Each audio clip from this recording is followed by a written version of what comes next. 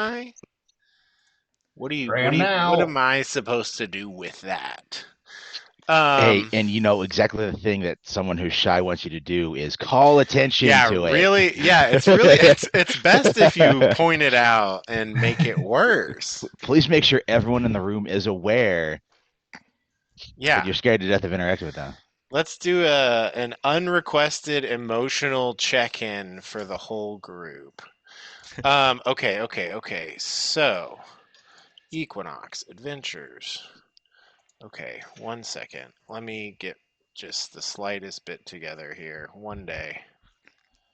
Do do do do do do do do do do do do.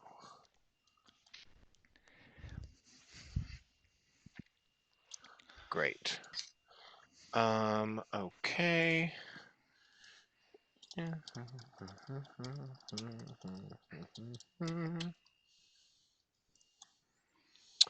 Ba-ba.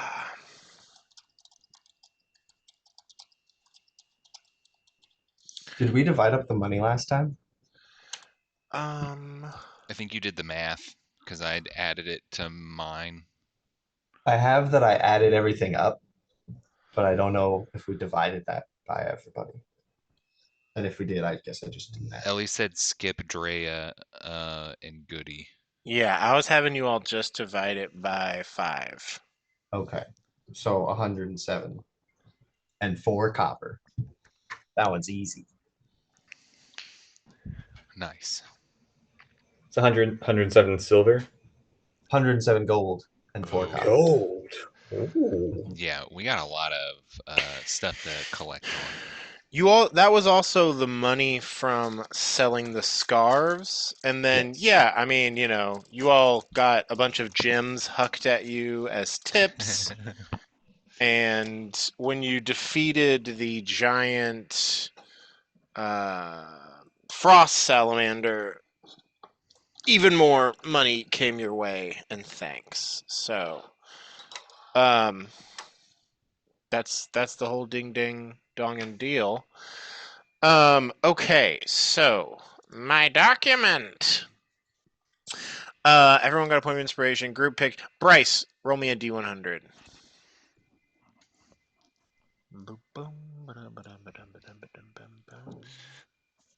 30. Okay. I think that's the lowest Glanduil. one. It is. Skywatcher. Tony, aka Tony. I did not get your Skywatcher spells for the session. If they are Do the that. same as last time, let me know. But I'll go through a recap of the session and kind of let you all know like what's happening and what might happen, and then you can prep your spells based on that. Cool beans? All Yeah. right. Absolutely tootly. Okay, so last time we played, Equinox put on an amazing concert for the dwarves of the Battlehammer clan. Tips were received aplenty. I think almost every act had an at 20 in it. All of your all's merch got sold. All of these dwarves are rocking these Equinox scars when they go outside now. Praise was heaped. All sorts of stories were told via song about the fights you all had in the Halls of Black Ice, which have now been renamed the Halls of Equinox. And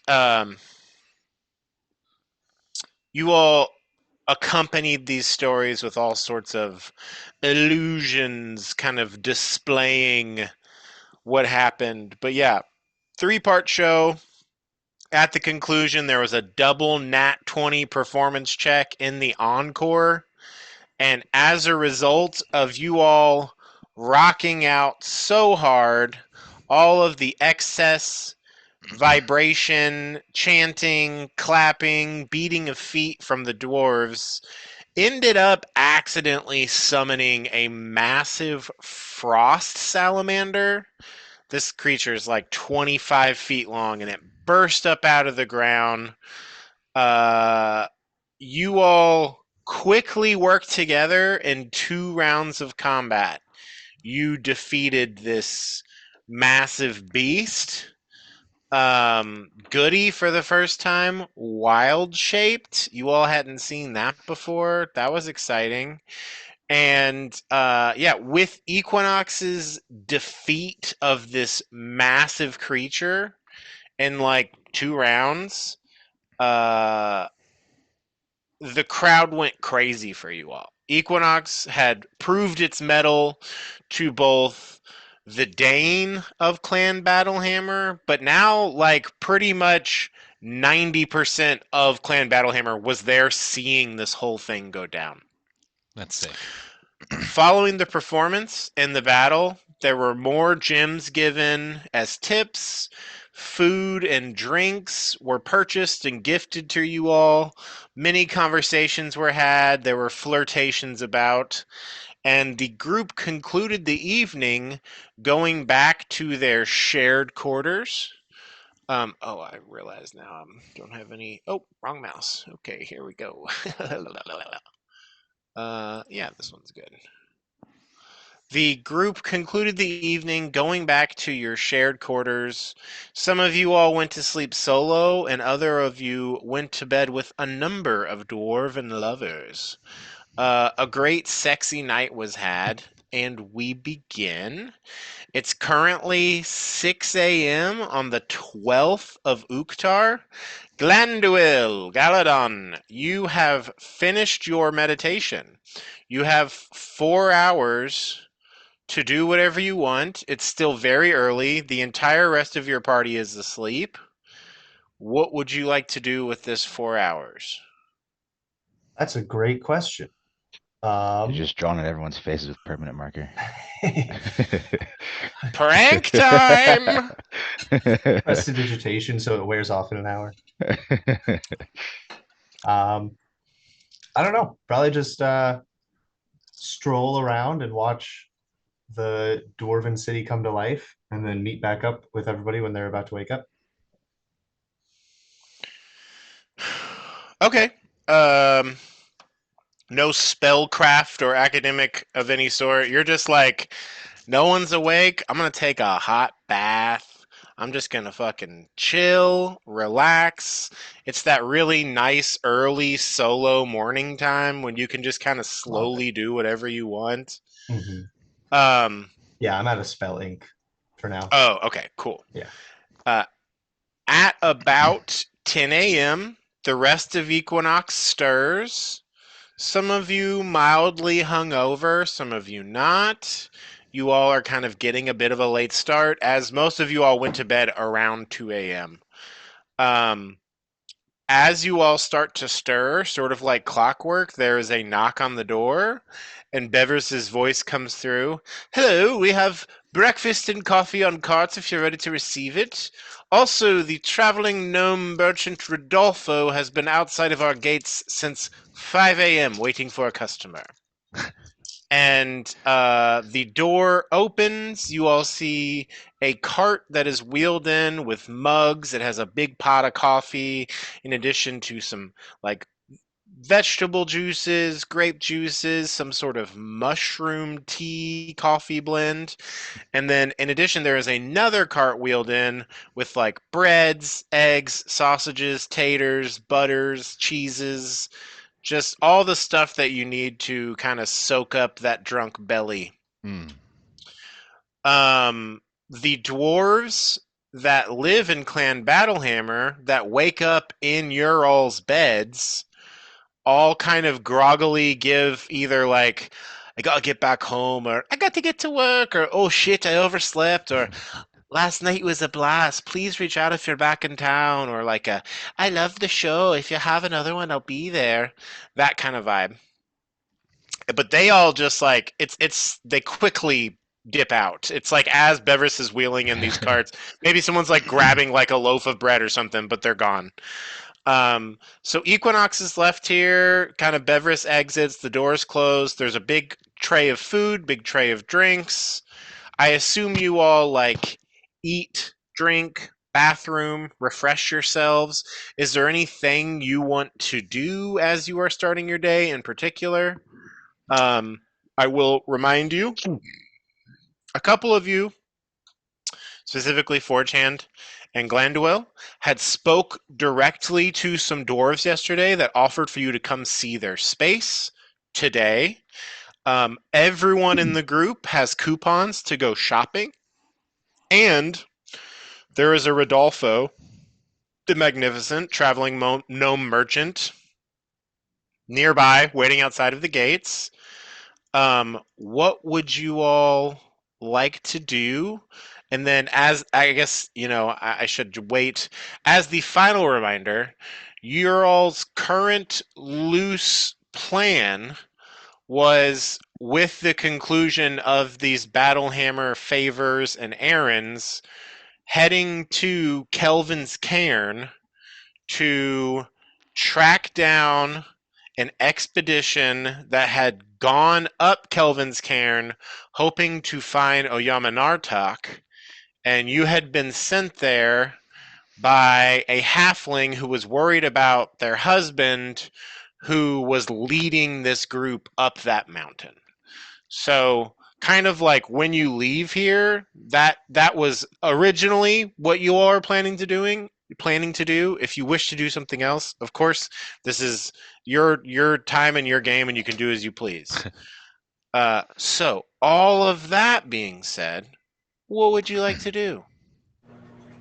I think we all know that Skywatcher would like to go see Rodolfo, but other than that, Oh, well, Cheers. mayhaps we could take these dwarves up on their gracious offer and peruse their wares and perhaps find some goods that Rodolfo might be interested in as well. See, I was thinking, like, I gotta go see Rodolfo anyway, but I want to see what I can get from the dwarves first, because, I kind of already know most of the Rodolfo inventory, and these people got, new stuff, so I don't want to spend my money on the known. I want to check out the unknown. Drea kicks in like, yeah, it's good to use the coupons that we. And Drea's just their eyes are closed as they're seeing this. You can see there's like a real like hungover headache kind of vibe, and they're like still eyes are closed as they walk up and like bump into the cart and start pouring themselves coffee.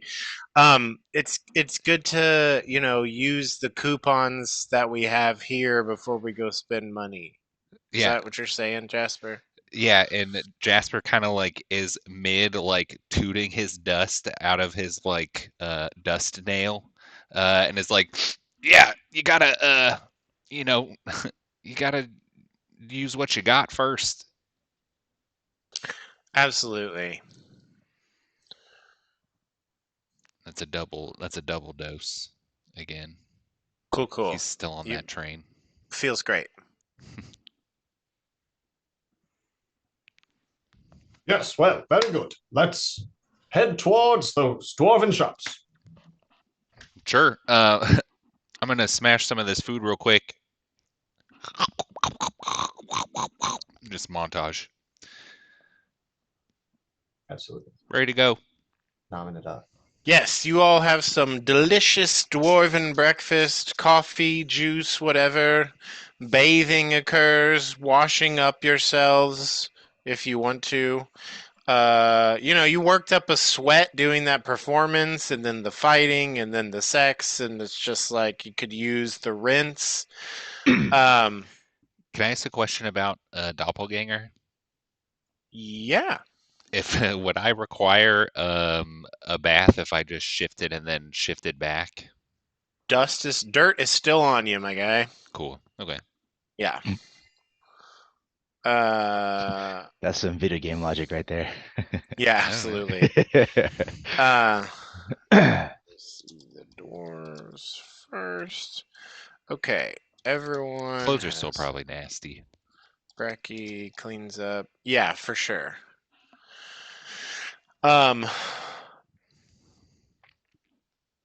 Everyone get themselves together. We'll say you all are like It's the thing where some of you have been ready for 20 minutes, some of you have been ready for 40 minutes, and then like one person at the end is like, "Cool, I'm ready to go," and that's like the last person you all are waiting on. And you all depart from this room at around 11 a.m. Unless somebody else would want to be Jasper, would be the last one, and he'd just be like fastening his, belts and shit while everybody's just like ready to go. Yes, absolutely.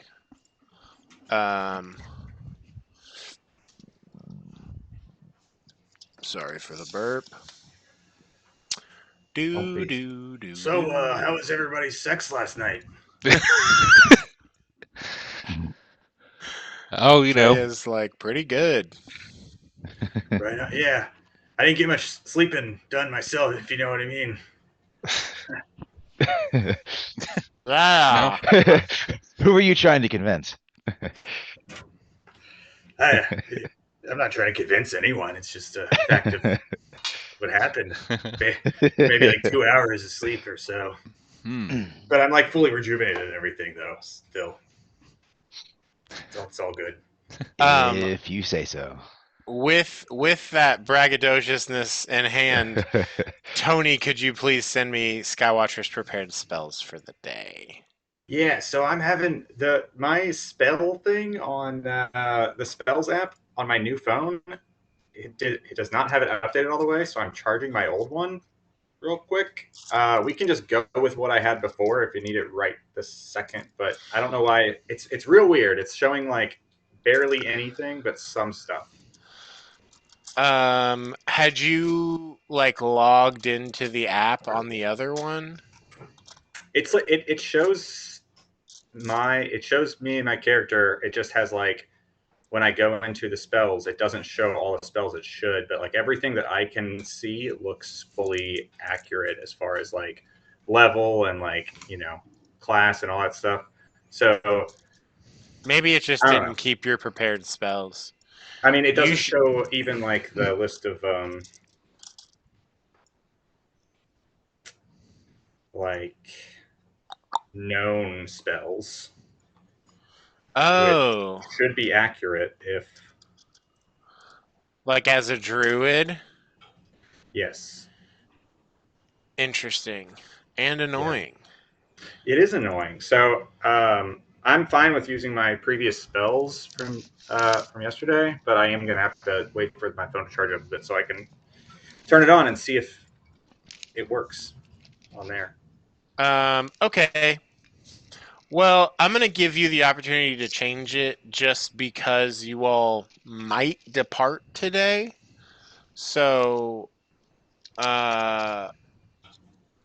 if when you're leaving, you've figured this out. I will cast no spells until I've established my spells. Does that sound okay? All right. Yeah, Good. I just bounced to you again on WhatsApp the last things that you had said you had prepared. So, great. Good stuff. You love to see it, folks. Okay, so you all exit the room as a group, and you're back in this large sort of open hall when you had first come in. There is the door that leads outside, the door that leads to your axe beaks, the hallway that leads to the area where you had had dinner with the Dane, and then a secret fourth door that has not been opened this whole time. And as you all come out of the room, you see that it's open. It's unlocked. Beverus, it comes and joins you all pretty quickly as you all leave the room, and it's like, "Hello, yes. Uh, where would you all like to go? Where can I show you to?" I'd like to go to your finest shops, please. All right, I can lead you to the Battlehammer Industries storefront. Hell yeah. And you all are shown past the entry hall. This is the same hallway that took you all to the feasting hall last night. And I had said that as you were entering the feasting hall, there was a door to the left and to the right that were currently closed. You are led back down that way, and instead of going to the feasting hall, you are led to the door to the right. It says, and as you go down this hallway, it's 10 feet wide, 10 feet tall. It curves off left and right. Every 10 feet, there is a sconce on the wall with a torch or a lantern. The walls are smooth stone, and there are some occasional like carvings of dwarves spread across their surface. The Battlehammer Industries storefront is a prominent space dedicated to providing the finest dwarven craftsmanship in armor and weaponry. The shop exudes an atmosphere of reverence for the craft, with stone walls adorned with intricate engravings of dwarven heroes and battles. The air is filled with the scent of freshly forged metal and oiled leather, giving it an unmistakably dwarven aroma. And as you come into this room, you see that it's just like the walls are just lined with, you know, every different type of armor and every different type of weapon, but they are of a level of craftsmanship that is far superior that you have ever seen in any of like the stores around the tin towns at the very least. You see that there is a large counter, and behind it there is a very stout and solidly looking built dwarf with a shaved head and a braided beard adorned with iron rings. She has deep set eyes that radiates this like shrewdness to her. She carries herself with a degree of confidence, and it's sort of this the look you see on a confident salesperson at like a car sales place, that kind of vibe. And as you come in here, she says, "Hello, I am Thura Ironshield. Uh, Excellent concert last night. Very impressed.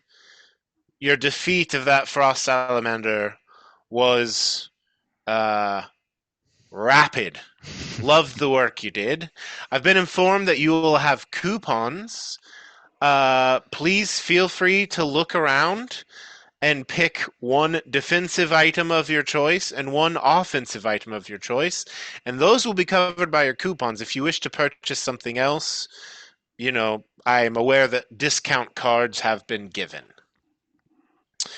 And so basically, if you all go pull up your player's handbook, do do do do do do do do do do. And if you go into the armor section on page 145, and I will send these things to the group chat as well. And the weapons section on page 149, the dwarves have +1 versions of like everything in here. Hmm.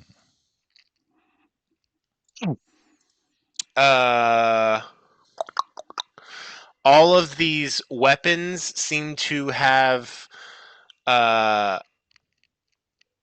in a meticulous craftsmanship, and by way of like bits of mithril, maybe some light gem work.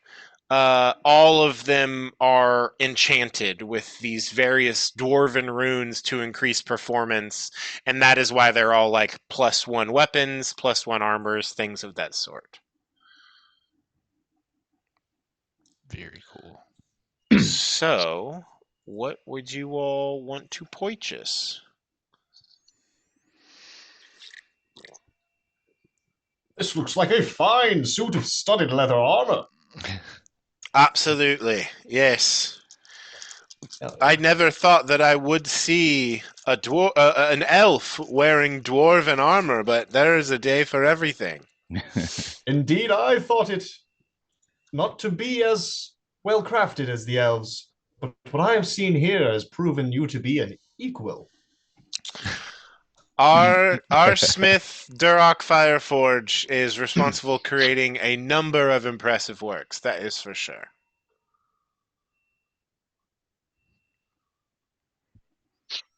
I heard tale that he did learn some of his crafts from the from elves, but who knows if that's true. Do I get Um, medium armor proficiency with my multi-class? Yep, as a ranger, whenever you multi-class, you gain. There are a number of proficiencies that are gained from joining another class. Um, As a ranger, you gained light armor, medium armor, shields, simple weapons, martial weapons, and one skill from the classes list, which is great. So yeah, you've got medium armor. You can be proficient with it. It's just worth noting that actually, since these are made of mithril, let me just look something up real quick. Generally, mithril armor has the notable quality of being incredibly light and flexible, and thus does not impose disadvantage on dexterity checks. That is the case with this armor. So these are this armor is all +1 and doesn't none of them have the disadvantage on blah blah blah. Okay. Is there any sort of storied history of mithril in this universe, the same way there is in the Lord of the Rings, where it's like kind of claimed by the elves, but also claimed by the dwarves? Um, Roll a history check for me. Yay! Nope. Natural I, one. I would say with you being such a huge fucking nerd, I would grant you advantage on this.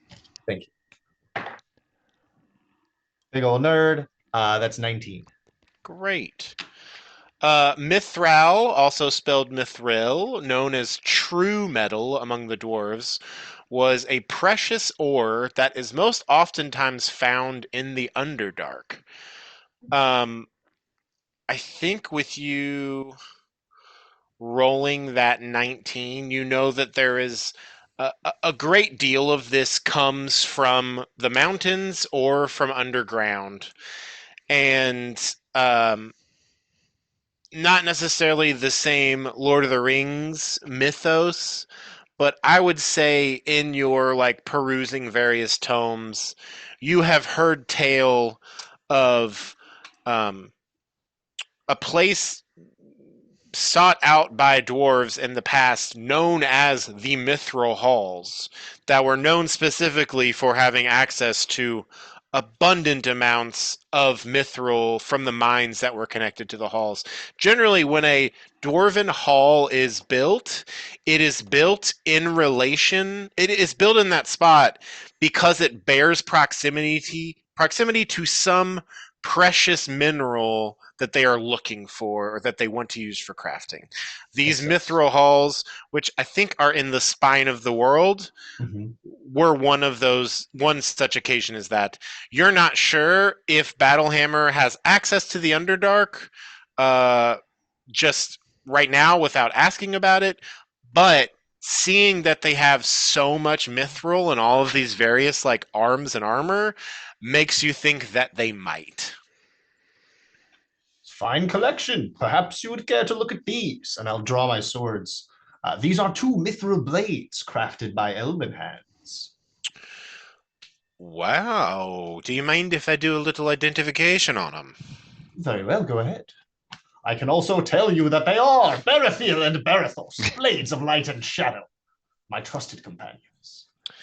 Uh, oh, all right. Named blades. You love that. It's important to name a weapon. It gives it power, but Aye. she does her little identification and you all have a little moment of like nerding out about these. She's very impressed by this elven craftsmanship. But it's also the same thing as like this is talking to a car salesperson about the specs of a car, and it's like I only know this because someone told me it, not because I put this car together. So it's like she's impressed, but you think the person who makes these weapons might be more impressed, or have more feedback about it. That kind of vibe. Sounds about right. Yeah. Yeah.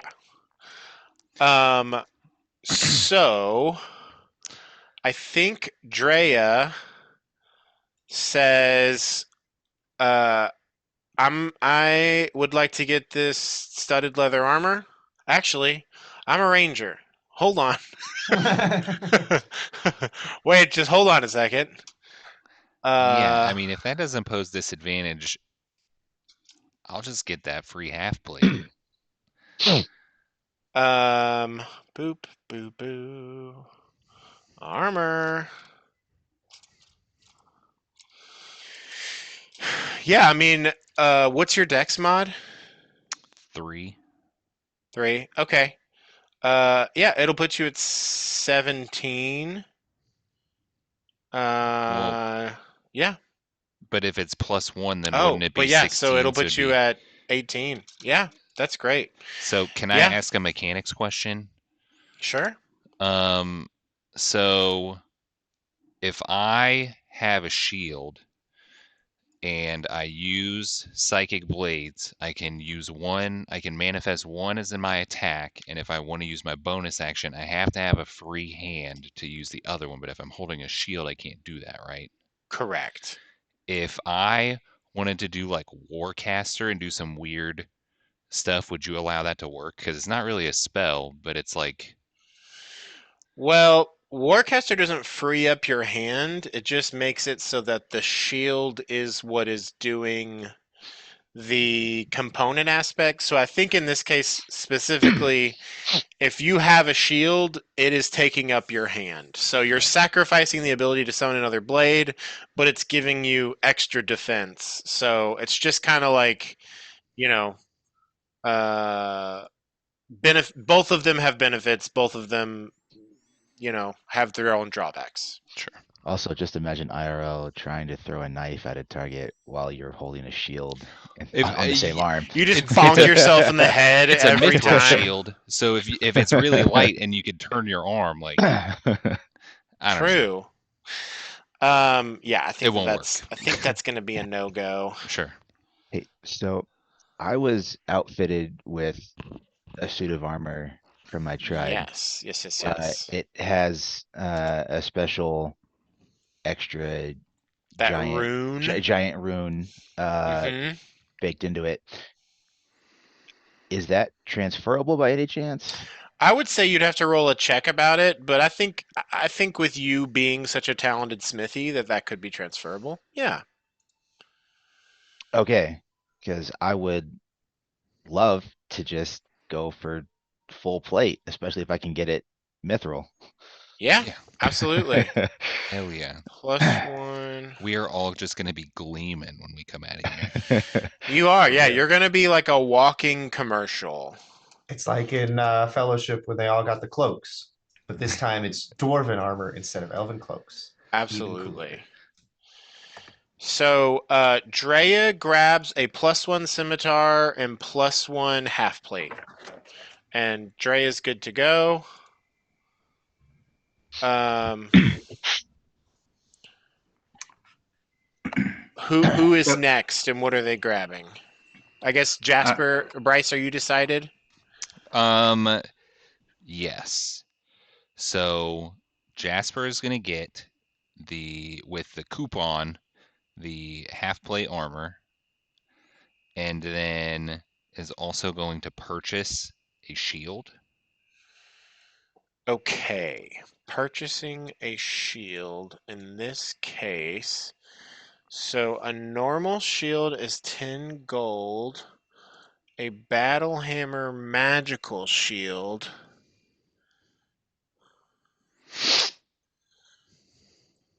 Okay.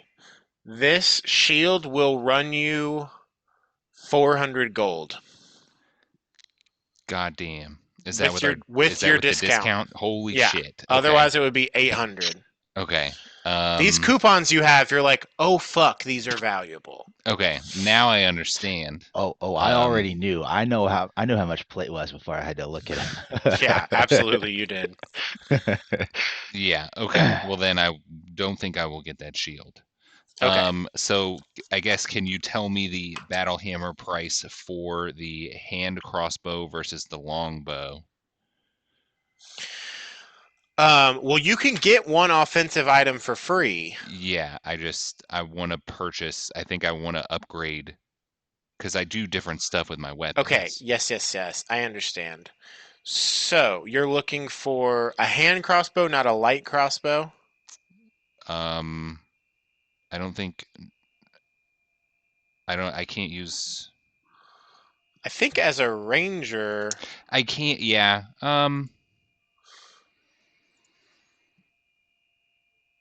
Yeah. I mean, a heavy. Well, you said a heavy crossbow. no. So a hand crossbow does Yes. 1d6 of piercing. Correct. It's a light weapon, and a light crossbow does 1d8, but it's two-handed. So you could be sword in one hand, light hand crossbow in the other, but if you're using the light crossbow, it's going to be two hands. If you're using your long bow, it's going to be two hands. Yeah. You know, Jasper, I have very good weapons, and as well crafted as these are, I don't think I'll be using my coupon if you would like to use it. Oh. I don't. I mean, I ain't gonna use it. You're welcome to do that. I mean, You does are all any given coupons. does Hey, Jasper, anybody you else? can have my coupon too. No. What? You did. You can't use anything. You don't want like a really shiny sling or something. All I want is Jormungandr. You Oh. don't want like a scimitar or something? You in could use case- that sling to shoot your portable. Oh. Could you cast magic stone on the porta boulder? I think magic stone specifically says a non-magical stone. I think Magic so. stone 5e. You could use that sling on the porta boulder though. That is a combo that I would allow to work. That's pretty dope. Yeah, the porta boulder is not a pebble. Magic stone involves a pebble, which is crazy for 1d6 from a pebble, something this big. You As ever much heard of damage as a hand crossbow. David and Goliath? Yeah, 100%. That's the vibe.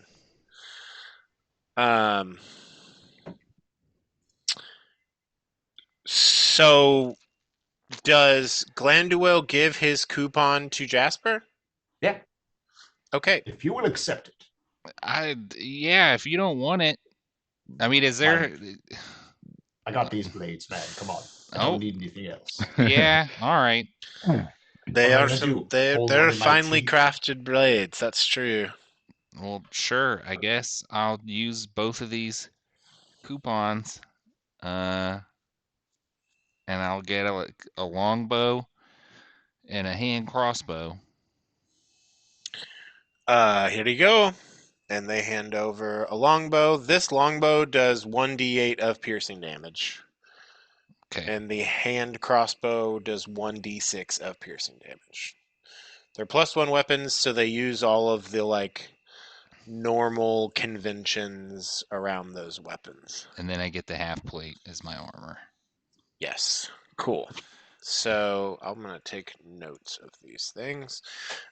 Drea, half plate and +1 scimitar, Smeater.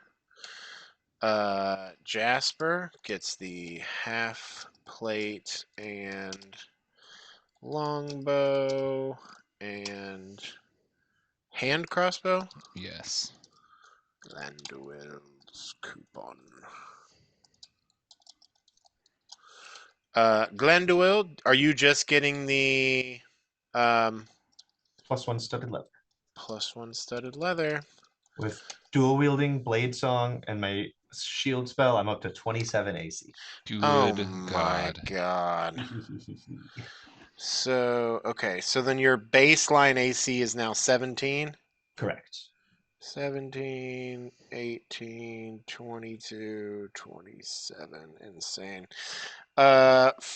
Forge Hand, you're doing the +1 plate, Yes.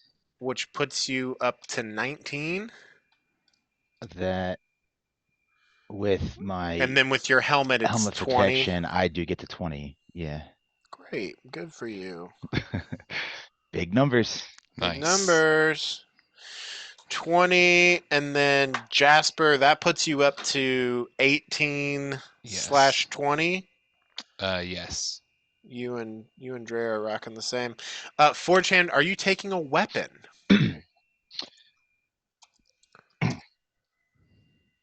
I have also been outfitted pretty well from by my people. Um, then just gonna pull out the giant hammer and light really quick. I I don't suppose you have anything that can do this, do you? I don't have any weapons here that can catch themselves on fire. You might talk to Forge Master Fireforge and see if he can help you with that, Rock, Uh, but I do not know. Did you spell that name? Uh, Durak, Durak, Fireforge. So I also have a weapon coupon that I don't believe I'll be using.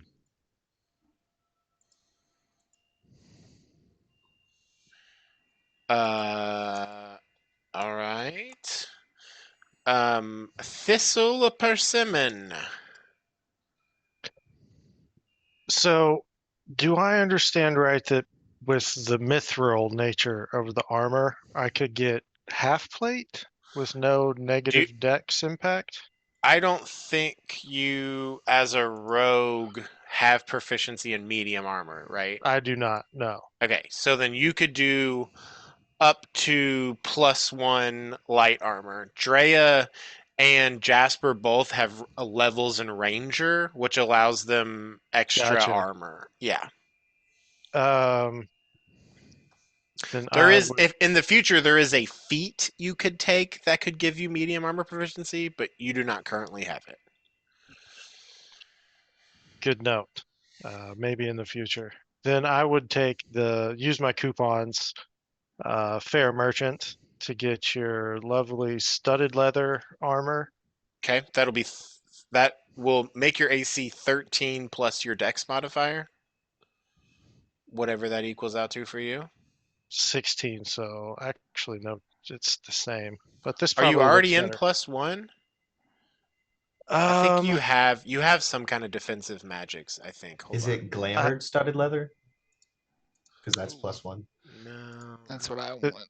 it might be my coat. We put a +1 on or something, but right now my AC is 16. Let me look at your character sheet. I'm pulling it up here. Thistle Persimmon PI. Okay. You have, yes, you're currently in a +1. Your clothing offers you a +1 protection to it. Yeah. Um, So actually, I might give up another coupon to the group, but I would like to use one for the offensive weapon. yeah, you don't have a magical short bow, Right, I was so gonna that's go 7. with short bow or light crossbow. As a rogue, you have simple weapons in addition to hand crossbow, longsword, rapiers, and short sword. So that is simple weapons. Yes. So you could do the light crossbow, which is two-handed, or the hand crossbow, which is one-handed.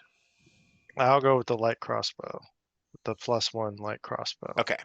you'll use 2 hands to fire it, so you know. But yeah, that would be a 1d8 of piercing damage. So Perfect. be sure and like change your sheet accordingly.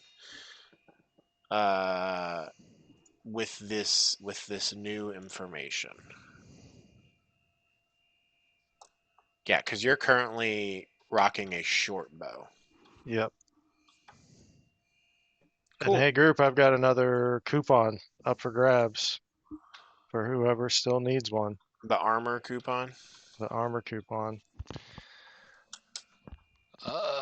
I Jasper could use it, or you could buy plate armor and sell it to Adolfo. Well, okay. These are good I was gonna make ideas. someone roll to have that idea, but yeah, yep, that's true. I mean, what if Jasper, you got your eye on something shiny? no? Another shiny item? I'm thinking like maybe we hold on to it because who knows what we'll do in the future. Didn't you want a shield? Yeah, but I mean Yeah, that's didn't you want a shield? sure, but that Yeah, I mean, didn't you want to shit?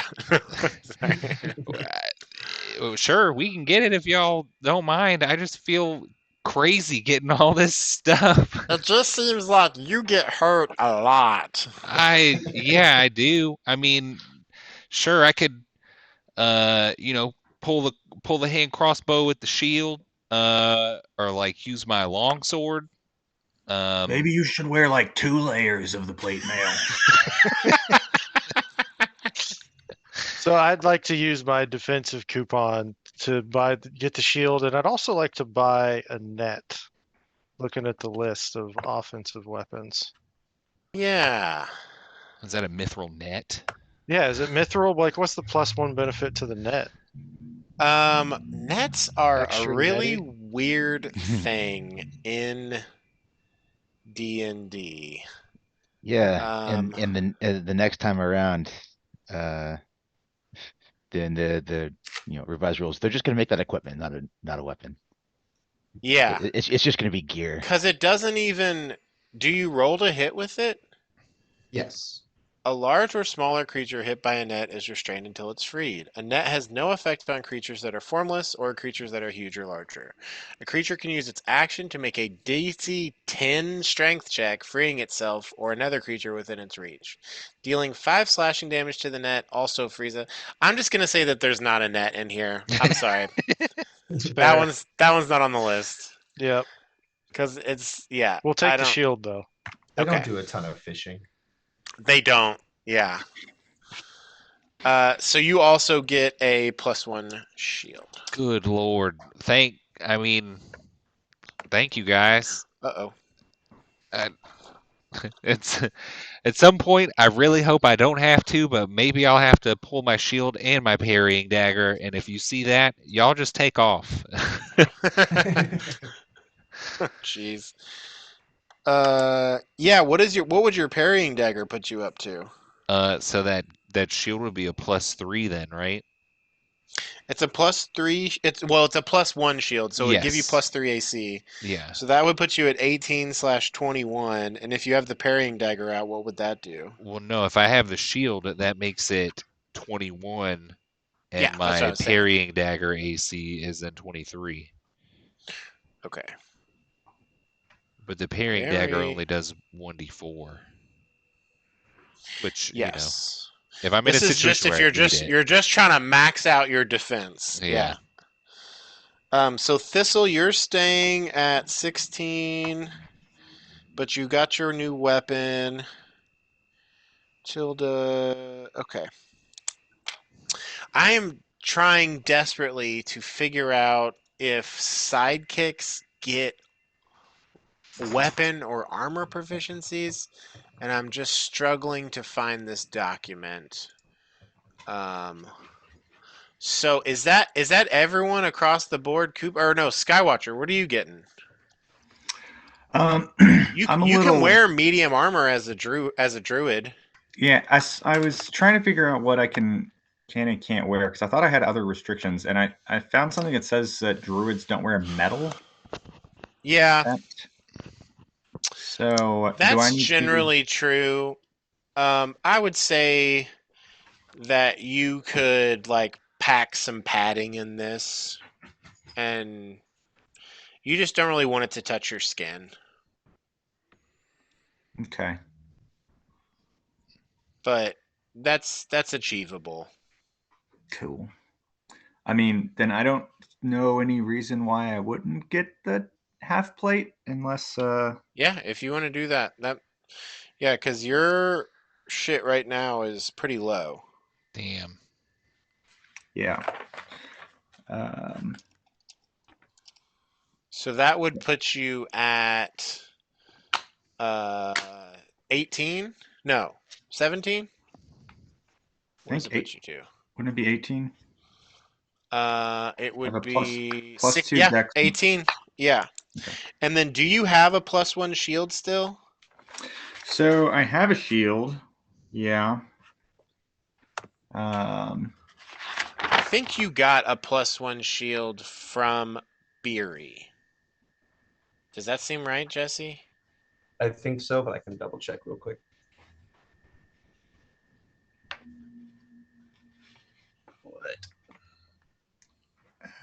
Shield. Wait, why does it say +3? Oh, wait, what? Because it would give you +3 AC. Normally Oh. shields give you +2, but it's a +1 shield, so it would give you +3. That's why I have +3 in there. Okay, that I got you. Yeah, so it is +1 shield. I do have that. Wow, so we're looking at like the base. I mean, Thistle's the lowest AC was 16, but with shields 21. Yeah, you guys are coming out of the Dwarven Valley like properly fucking armed up and armored. Hell yeah. Skywatcher, did you want to get a defensive item? Or You mean an offense? Offensive? I mean, I guess I will get that. What did we say? The sling? Oh yeah. Do you want to get one of those like the sling? Yeah. It's 1d4 of bludgeoning damage, but you could hurl that boulder up to 120 feet.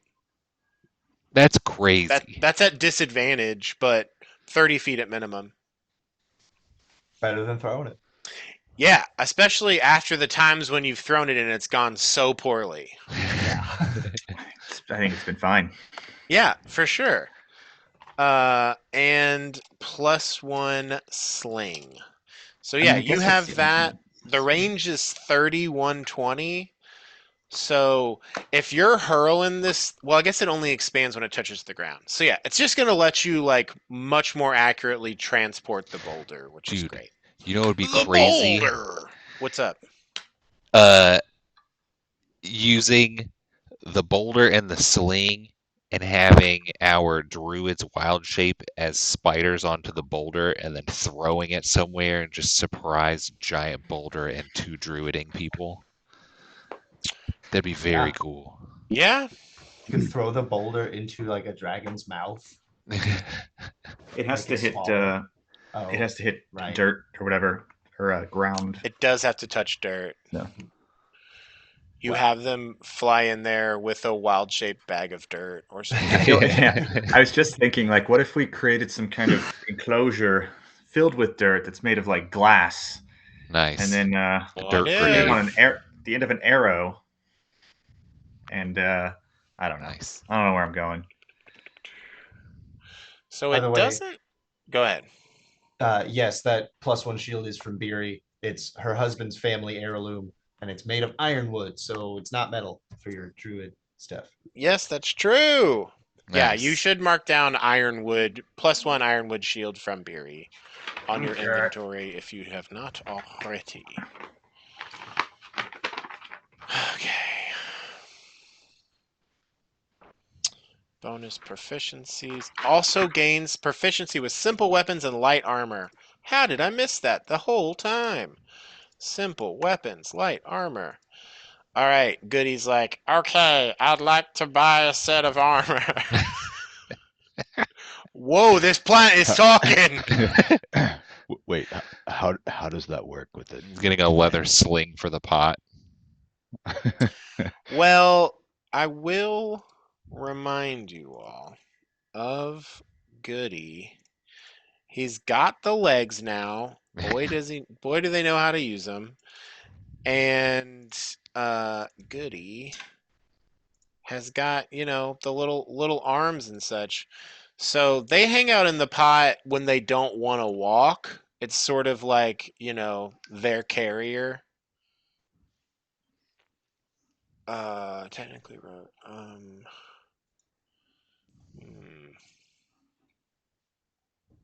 Right. 1 second. 1 second. Goody's gonna turn into a leather bush with that beard and getting some Isn't armor. a light crossbow is a simple weapon, right? Yes, and a hand crossbow is martial, but Okay. rogues have hand crossbow proficiency and not light. But light is a simple weapon, and rogues have Yes. proficiency in simple weapons. Yeah. Oh, that's up. Yeah, I think it has hand crossbow Oh. because that is a martial. It's like I that's get a it now. martial weapon. It Yeah. calls that one out specifically. My Yeah. bad then. No, you're good. I'm just making sure. You're good, Corey. You got your crossbow going on. Druids calls out scimitars specifically for whatever reason, even though they otherwise only get simple. Yes.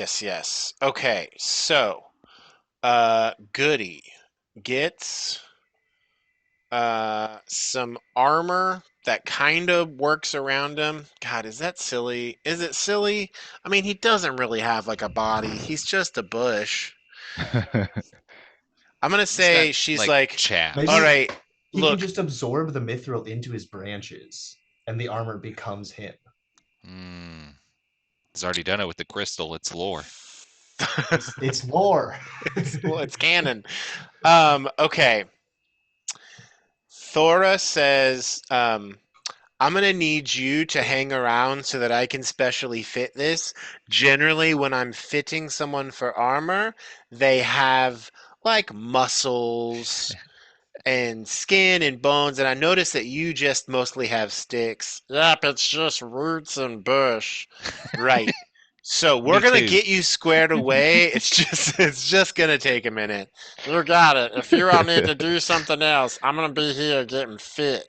+1 studded leather armor. And then with simple weapon proficiencies, what should the good bush take? I think it will be a schmeater. Little scimitar. Yeah, perfect. +1 scimitar.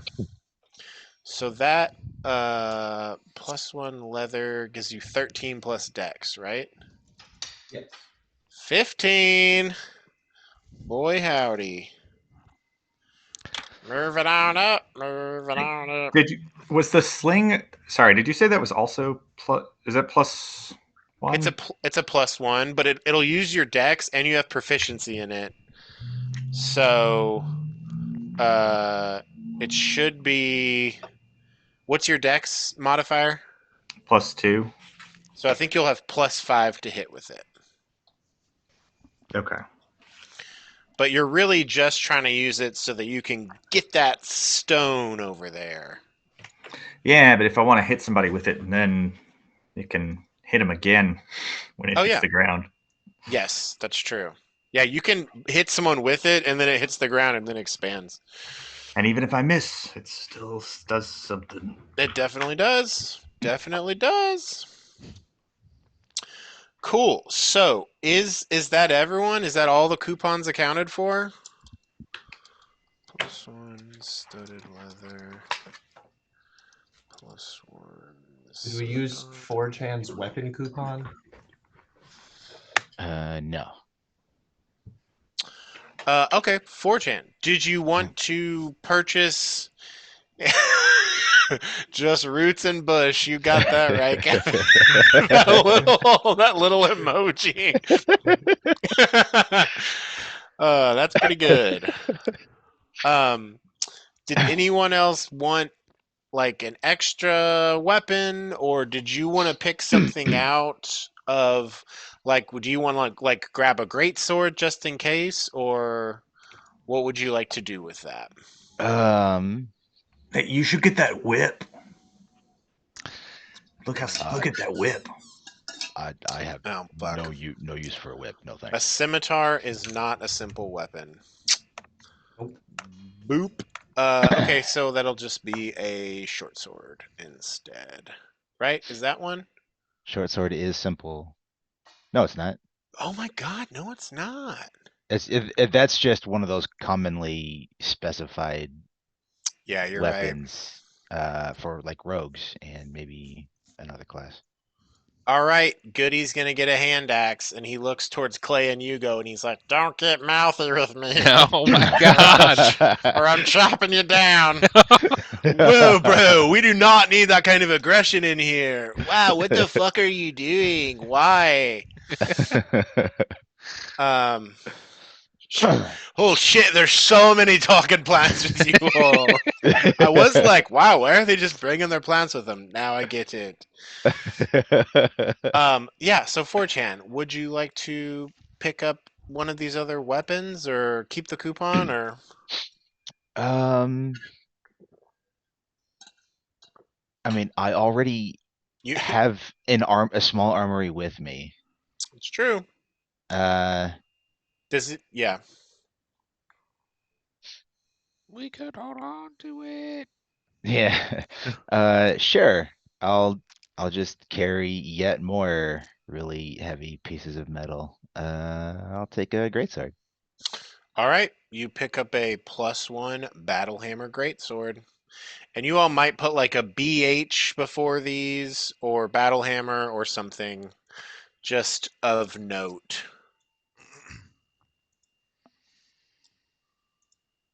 For the extremely high quality.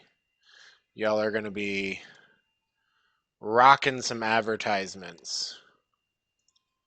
Blah, blah, blah, blah. Okay, with all of your all's coupons turned in, Thor says, so will anyone actually be spending any money here, or is it just coupon business?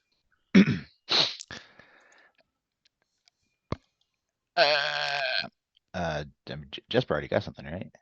Yeah, The shield. yeah. I got lot. Well, no, I was gifted another coupon for. You know, I could use some bolts for this Yeah, y'all got any like short +1 crossbow. ammo? Yes, actually, you can buy them by ammunition. Sets of 20 is how it goes. Um, these.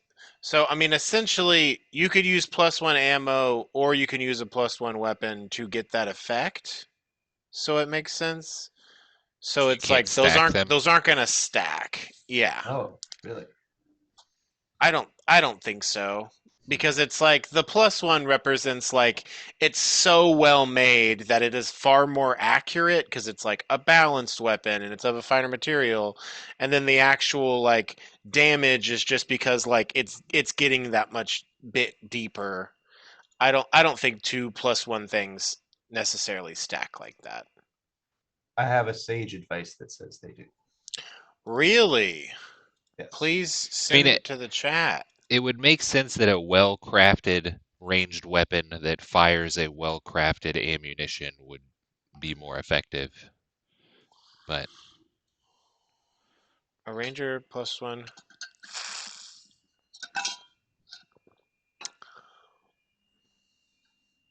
Magic ammunition loses its magic when it hits. Okay, that's why. Because it's going to break. Okay, yeah. Uh, I take it back. If you wish to buy +1 ammunition, you can. Um,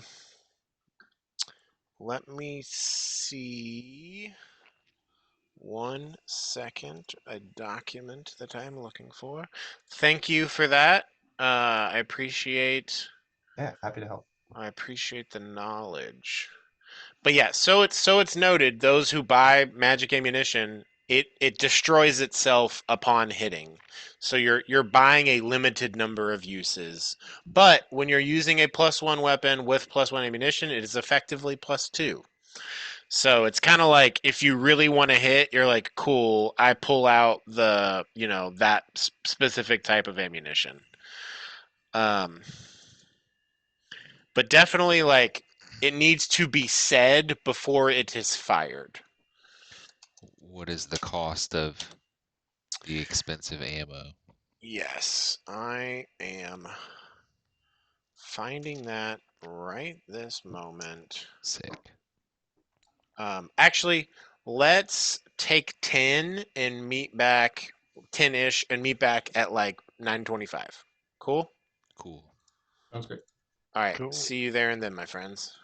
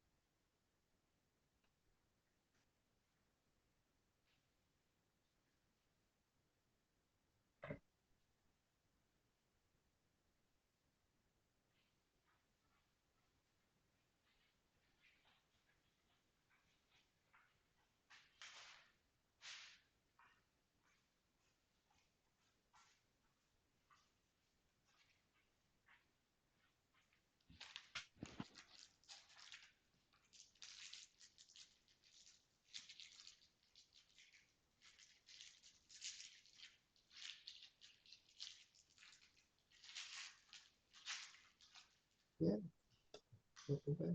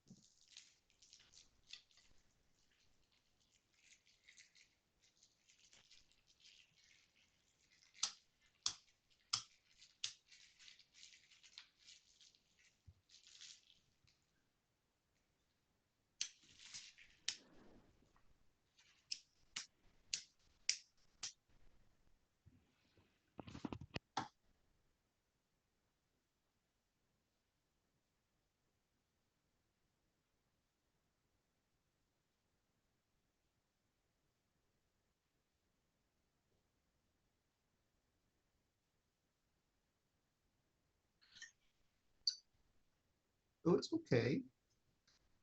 You're okay, baby girl.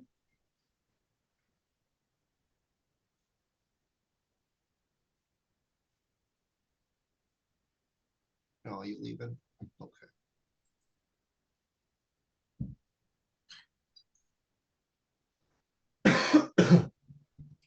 I had my partner's black cat all cuddled up in my cloak, my little Azuzu, but she just left.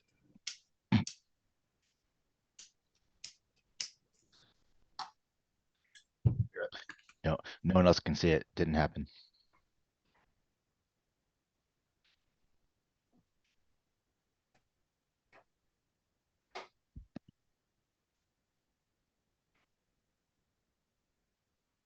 Okay, sorry. I was doing a bunch of little updates and math. I will actually be back in 4 minutes. Deal with it.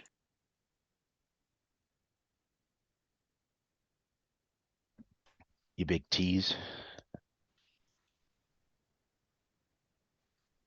Are we streaming?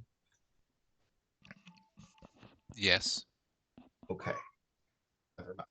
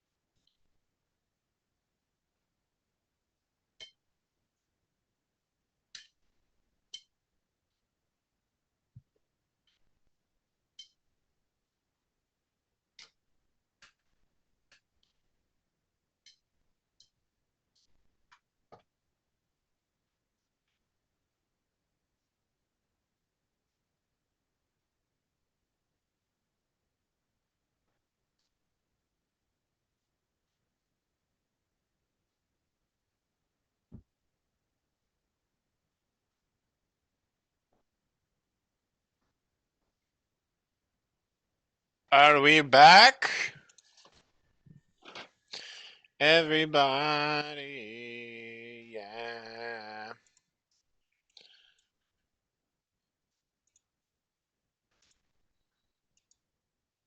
I'm back. Okay. Once I get the confirmation from Tony, we will continue. Aha! That's a great one. Thank you. Tell Evan I'm about here. I'm that. just eating cake, so I have myself still. Yeah, that's why you got your camera off. That's right. Did you pull your familiar out of your cloak? Yes. They're pretty sick. Voila. He really wants to chew on my headphone cord.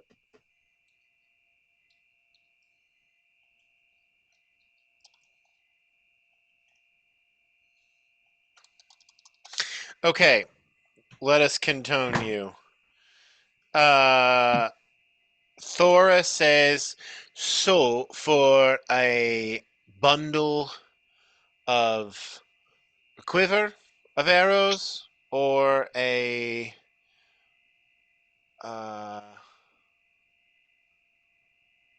what do you call a bunch of bolts? Oh jeez. I think it's like a case or like a box or something. I feel like there's like a word for it specifically. But I don't know it, so I don't care.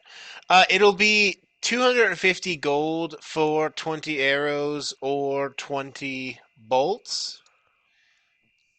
We sell them by 20 though, so you can't just like buy one. So it said. Are any of y'all interested in buying some of those? That's And before our discount or after? that's after. Before it would have been 500 gold. So, do you guys do like a little thing where I can go like half of one and half of the other and still get 20?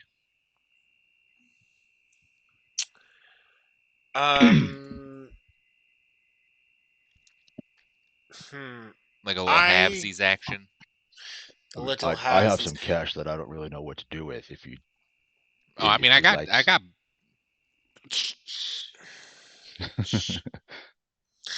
If you'd like to roll persuasion. I would, and I got that helmet on. Actually, What? I think she said like you have to buy it in 20. Yeah, that's fine. So I think it's like a pack of 20 bolts or a pack of 20 arrows or both. And Drea does say, I would like to get a pack of 20 magic arrows.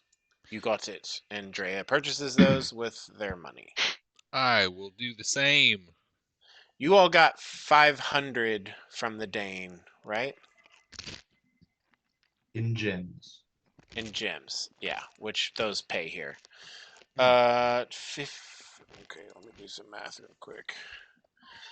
I made myself do math. What act of cruelty is this? There we go.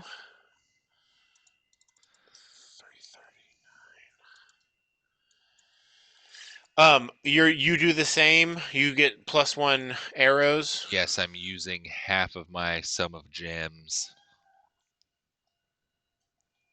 And Thistle, did you want to get any? No, not right now. Okay. I don't have the 250 gold. In general, since you've gotten here, you all have gotten 500 gold worth of gems and like 100 gold from the concert each, a little bit more. So Yep. all of the PCs should have at least 600 gold. Do you have that down, Corey? No, we got 500 apiece. I think I divided everything by 5 every Oh time yeah, I got told a you number. got 3,500. Oh, no. I think I've been telling you the amount you've been getting. So Every number that we've said out loud was an individual number. yeah, because it was 3,500 gold. So you have 500 from the Dane, and how much did you all get last night? 107 gold and 4 copper. 107. So you have 607 gold since you've been here that you've not had to spend yet. Okay. Then yeah, I will get a pack of 20 plus 1 bolts. Cool. Subtract 250 from that. And now I have my gold inventory corrected. Thank you. Amazing.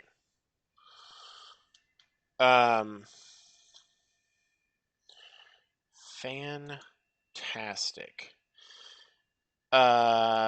Cool. So you all do some shopping. Do you all like go ahead and put on your gear? Or is it the thing where you like have like the bags of them? I guess because you all would want to like try everything on, right? Certainly. So you all spend probably like a good like half hour, 45 minutes in here. And does anyone else wish to purchase anything from the Battlehammer Industries storefront? No, Jasper is finished. I would just like to go meet with Duroc? Mr. Fireforge. Glenduel, are you completed on your shopping? Yes. Thistle, any more shopping? All done. Skywatcher, any more shopping? No, thank you. We depart. You, Beverus, who has just kind of been like waiting by the door, says, "Yes. So, where would you like to go to next?" You say the Duroc Fireforge. Ah, yes, right across the hall here. You all exit, and the door across from this one, you see, leads into Battlehammer, Arcane Forge, and Smithy. Whoa. And as you cross this way, the doors are open. You see a sanctuary where craftsmanship meets mystical arts. Let me do this. There we go. This place is a testament to the dwarves' unrelenting dedication to the perfection of their craft and their fusion of arcane power with the art of blacksmithing. As you enter the smithy, you're immediately struck by an atmosphere of raw intensity and devotion to craft. The stone walls are adorned with glowing lanterns that illuminate the chamber with soft ethereal light. The air is thick with the scent of molten metal, and there is a rhythmic clang of hammers striking anvils reverberating through the forge. The atmosphere exudes an aura of resolute determination and arcane mastery where dwarves forge not just weapons and armor, but legends. As you all come in here, you see like a dozen smithy dwarves at work in various places, but one of them catches your eye. This is who you met last night. Master Smith and Enchanter Duroc Fireforged. He's like a middle-aged dwarf with sort of a real rugged-looking face. He being in here is like partially covered in soot, and you see just so many scars from times he's been burned, and it looks like just from craft.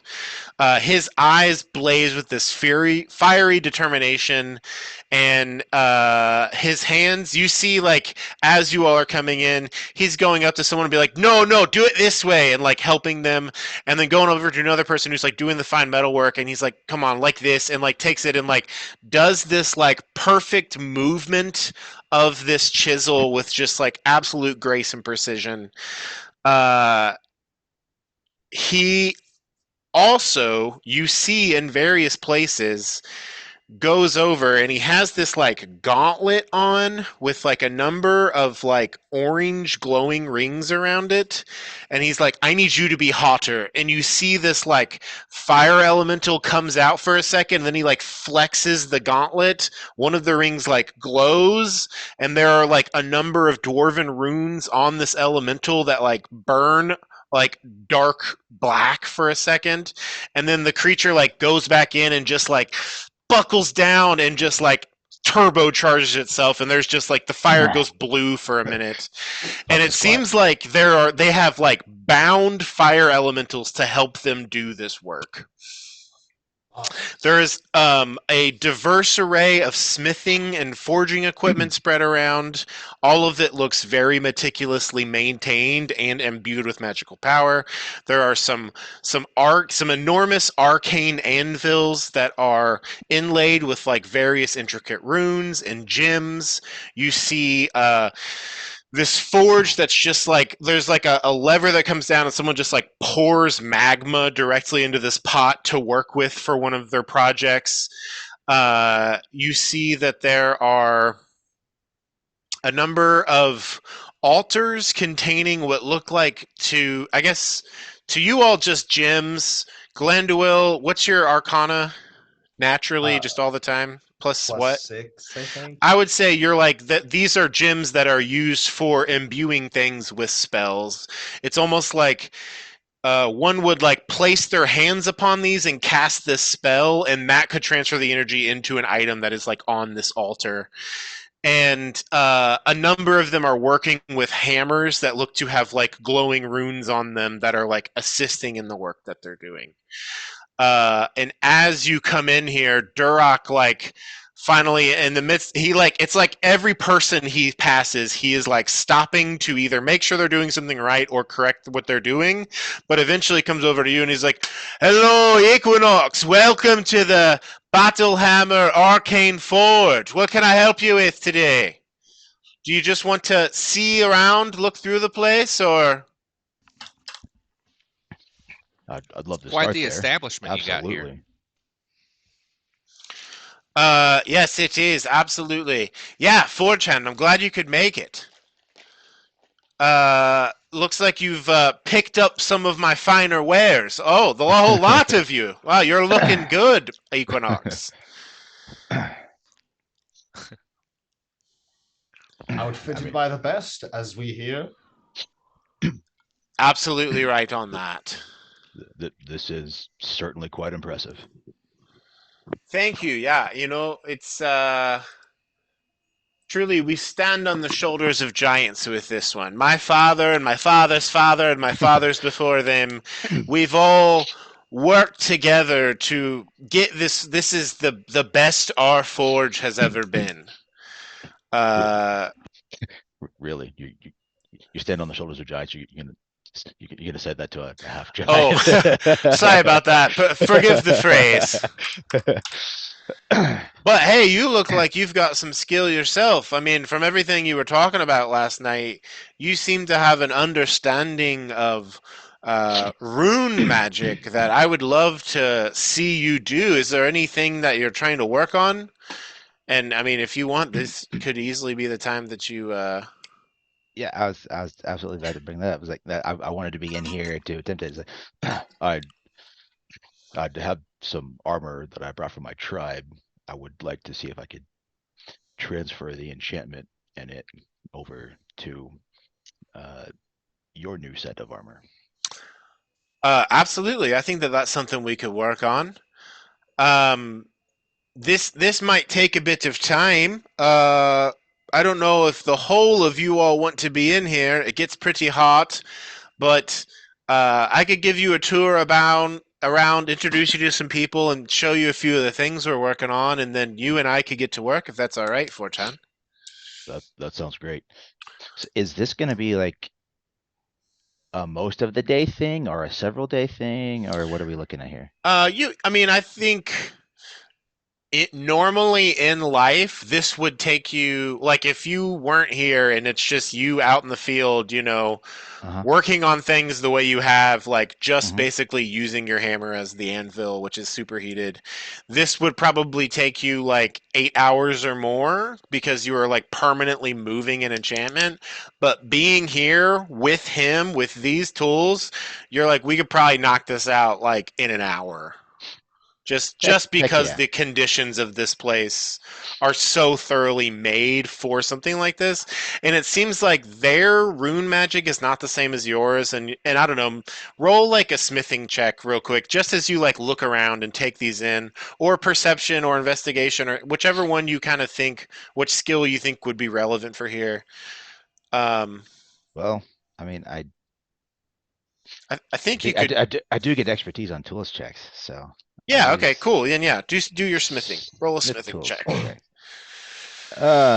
That is a 22. Fantastic. Yeah. I mean, so everything that you have learned around giant magic has been sort of rooted in histories and understandings specifically, well, I think as far as the actual forging of items go, it was explained to you that these are techniques that had been passed down from fire giants. Like they are generally like the smiths among all of the giants. Like their works are, some of the highest quality. But your rune magic, as you were taught about it, came from uh, all of the different, like, levels of giant kind, as it were. Mhm. Um, hold on 1 second. Oh, geez, where's my document I'm looking for here? This is just about Goliath culture. Sorry, y'all. How dare I not have this ready? My documents. My documents. I need better titles. Okay. Not that one, not that one. That one's this. Okay, here we go.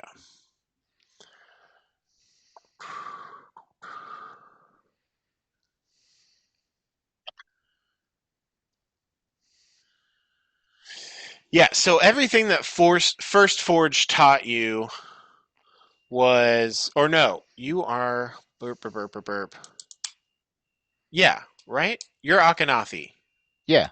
Okay, Uthar yes. was my mentor. Yeah. Yeah, Uthar. Everything that First Forge taught you, as far as the magics that you know, are rooted in these like different ideas around the different levels of levels. I'm using the wrong word. What is it called? The ordning. Around like the different levels of the ordning, as far as like a bit like just like a taste of like the values that matter to them. And so your magic, all of your rune magic, is rooted in giant kind.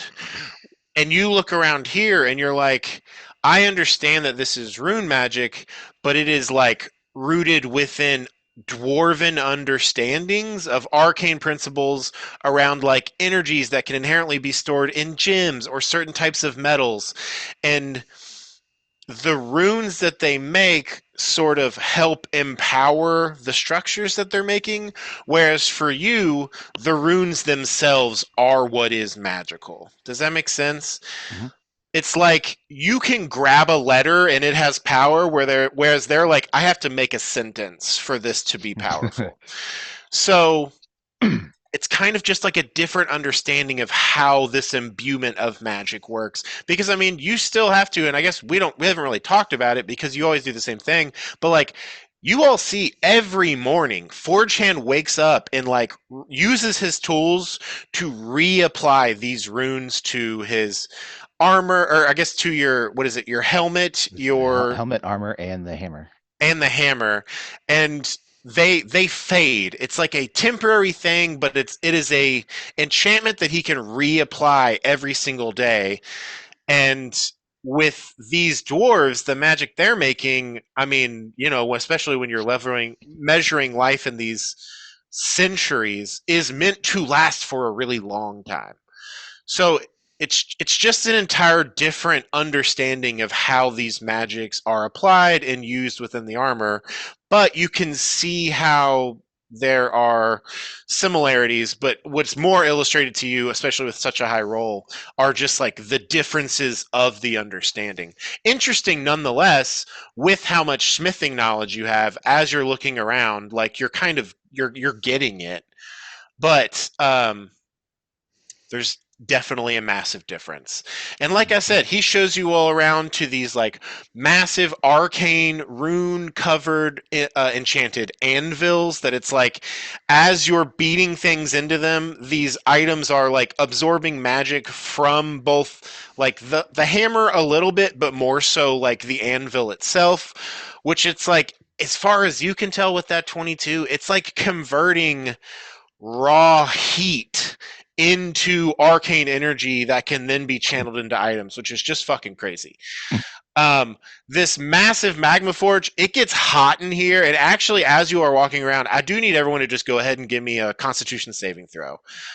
This one you do not have advantage on from like your cold resistance. This is just like from the sheer amount of heat in here, being newcomers who you guys are all like armored and geared up. So it's kind of the thing of like, I need to shed some layers real quick, or I shouldn't stay in here for too long. You know what? I'll try that one again. That one didn't go well. Okay, yeah, everyone's got points of inspiration. I got a natural 20 for a 22. Oh, great. You're adaptable. Glenduel? 22. Great. You're slim enough to handle this. You like quickly like pop a few things so that you can let the heat out. Cloak off. Absolutely. Skywatcher? I got a dirty 20. Oh, perfect. It's refreshing. You haven't been around this much heat in a very long time. Thistle? I got a 16. Okay. It sounds like everyone's doing well. What did you get, 4chan? 25. Cool. I will say, all of you all are good. Goody looks very uncomfortable. Actually, Goody's still across the hall, getting his armor fixed up. Clay and Hugo, very uncomfortable. And Drea looks to be doing okay, but you see that Tilda, their snow leopard they ride on, is like actively like panting, almost to the point that it's like when you see a cat that has been outside in the summer day for too long with not enough water. And Drea's like, this is really cool, but I think I'm going to take Clay and Hugo and Tilda and just go walk around a little bit. You all have fun. And does anyone want to join Drea, or they just head out with Clay and Hugo? Are there... Clay and Hugo, I will say also, are like actively kind of screaming in terror. Like when they cut, like anytime something sparks near them, like, oh shit, oh fuck, what the hell? Like that kind of vibe constantly.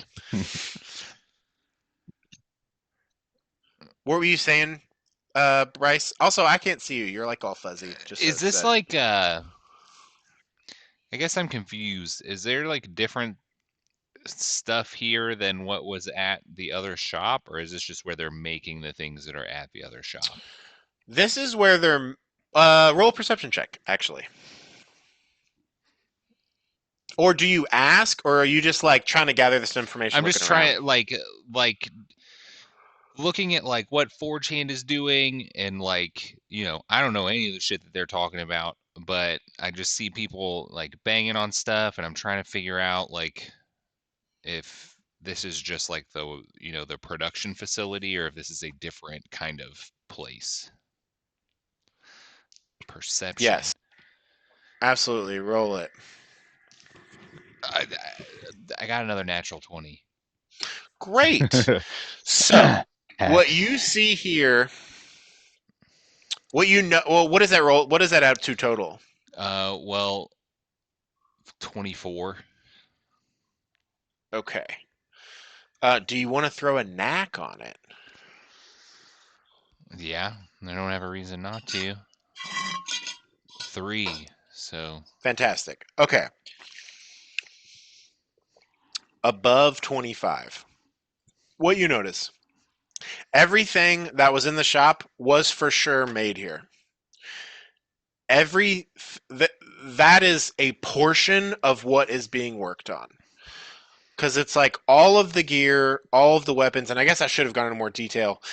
The new weapons and armor that you all have are of a pristine quality, inlaid with various like protective runes and offensive, like, sigildry on there that, like, as you swing a weapon around, there's a bit of like a like, it's like there's power in these things inherently. And as you were looking around, those were all made here, no question. What you Just a also see, though, subtle lightsaber effect. yeah, just it's just like there's like a buzzing through the air almost, or like a slight vibration to it when you hold it.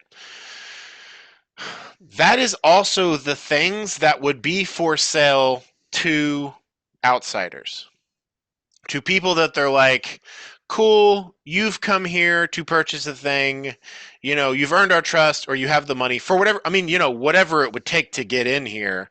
But that being said, like, those are the things that are for sale.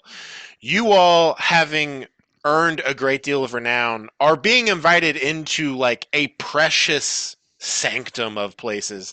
And I should say, as you're like looking around too, like this ceiling goes high, you notice that there are like depictions of various dwarven gods like up above. Like, there is a certain religious Like a reverence. energy in the air. Like, I mean, this is a spell altar, like they are channeling power through it. But there's also just the sort of hum of devotion to both the craft and the gods that favor this craft within the dwarven pantheon. You also notice that there are things being worked on here that look far more complex than what was in that store, and you're not sure if it's something that they would even be willing to sell. It's certainly nothing that was covered by your coupon, but like, you see a breastplate that has these like extra added layers but also flexibility, and just because you rolled so high, you look at this and you're like, this is not only going to boost you because it's so magically made, but like, you don't think, because you know how on most breastplates it's like 15 plus dex max 2. This breastplate, you're like, there wouldn't be a cap on that. Like, it would just be as high as your dex is, this would be even better. So, and it's just like, who the fuck gets this piece of armor? You see another war axe that, like, the blade itself is sort of partially, like, it looks molten still, and just anything touching that would just automatically take an amount of damage. And I mean, this reminds you of Forge Hand's hammer, but his lights up, whereas this looks to just constantly be burning with some sort of intense magical heat. And I'll say, like, as he's walking around, he's showing you all these different places. You're meeting all of these assistants. There's Wear It Anvil Breaker, Lena Runebinder, Malin Flamecaller, and you're like, wow, all of them have family names that have to do with smiths. There's the click to you too with that natural, your perception is like what you're taking in just from the information that's being presented. These are families that have all probably always worked in this forge so long as it has existed. You see like a blade that has arcane runes covering it, and just from what you understand and have seen, magic generally requires a focus. Glanduil is fortunate in that his swords allow him to channel magic, like they can be his material component. This sword looks like it could do that same thing. You see a warhammer that looks to have some sort of pneumatic piston in it that looks like it could do it, like it would hit and then the piston would go off and do some extra bludgeoning damage.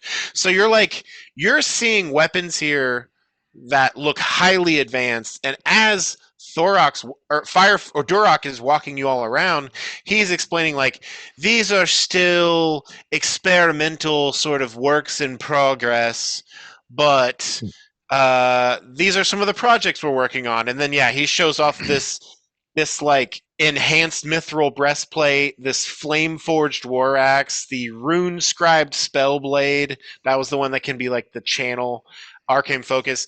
And Glanduil, you pick up with that rune scribed spell blade. This would be like a +1 focus as well. Like it would increase like attack bonus and spell save DC if you're, because it's like the sword itself is almost acting like it is acting like a wand in that same way, and pushing a spell through this would enhance the spell itself. Um, he calls this the giant pneumatic hammer. He calls the Golem's Bane hammer, and then the last thing you see are these shields that have these various gems in them, and those shields all basically can either store spells inside of them or offer different resistances to various like if you're wielding this shield, you would have resistance to fire damage because this gem would like soak up that power if it hit it.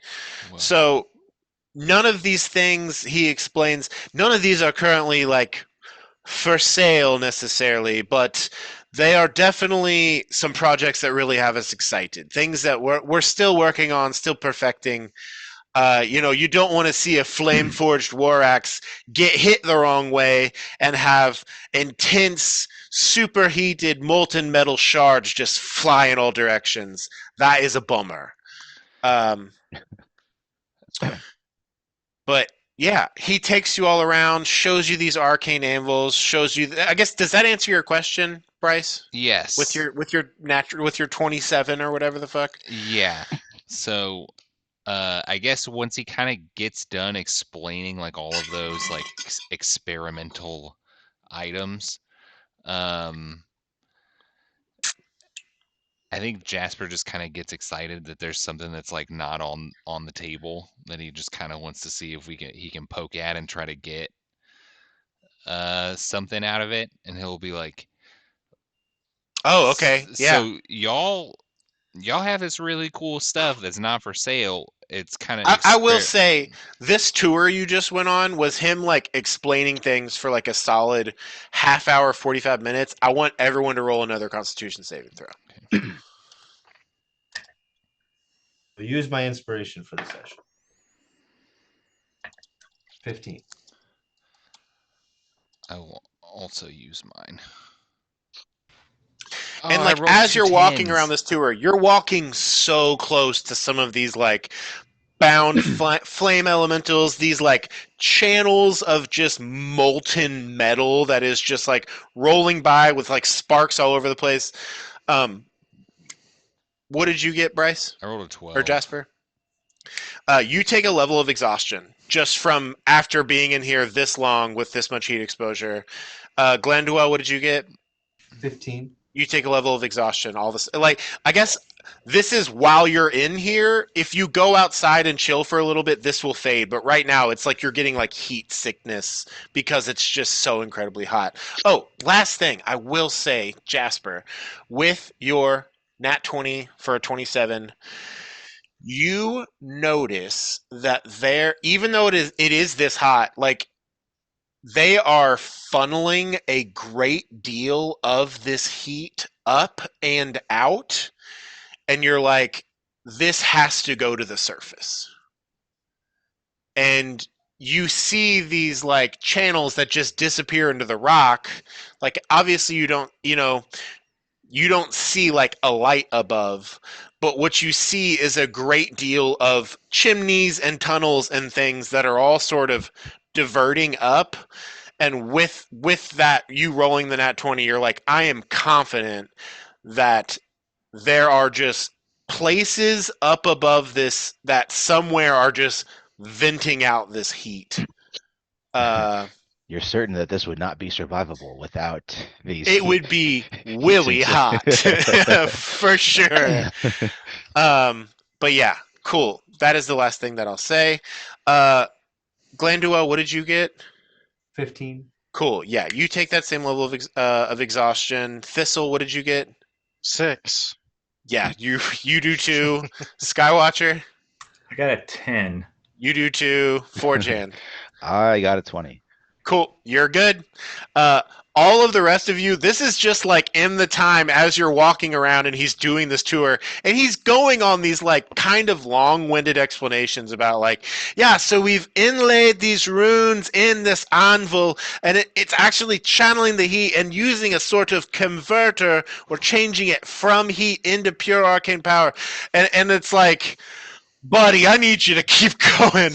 And as he finishes this tour and you're like stoked to see these cool things, Jasper, you are like taking this level of exhaustion while you're in here until you leave. So if you wish to roll some sort of check, it will be at disadvantage. Your mask makes you at advantage, so it'll be a straight check.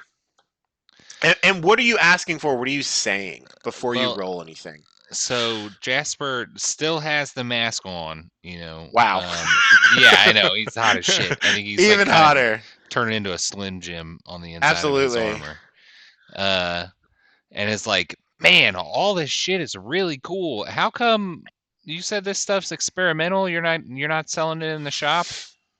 Well, sometimes one or two.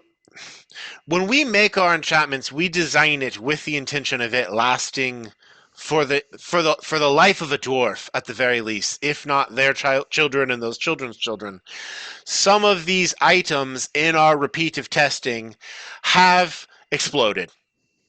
Okay. So there's just Not a ideal for small sure. chance, you know, every time you're getting hit or you're hitting something, that the blade just explodes and shoots molten metal shards everywhere, and then it's just broken and done. And I think part of it, and this is again when you're like taking some of this exhaustion, because he's just like, I think the reason this is happening and starts going on, and basically explains like they are just putting so many complex pieces into this. It's the reason why if you drop a laptop, it's going to break, because there's so many pieces in it that it's just like, we're trying to make this simultaneously incredibly durable, but also still do the thing we want. And they could compromise some of the power to make it more durable, but the goal is to have it be that powerful. Sure. Yes. Well, I mean, you know, at this point, like Equinox is kind of like a walk-in battle hammer billboard, and That's you true. know, and he'll kind of like lift the mask up a little bit, and he doesn't have the eye patch on, and he'll be like, I kind of like to do a little experimentation myself, and he'll kind of like show them the eye. Oh, all right. And we'll Body be like, modifications. I get that. you know, And he points over to one of his assistants and he waves, and he has like a metal hand that like looks to have like a bit of arcane features to it. hell yeah, brother. So, you know, we could potentially advertise something like this for you if you maybe needed I don't know, some business for R&D, or maybe somebody to like live test your experiments. You know, maybe Equinox would be willing to do that for you. If you're looking for some crash test dummies, Jasper's volunteering. Interesting. Okay. Roll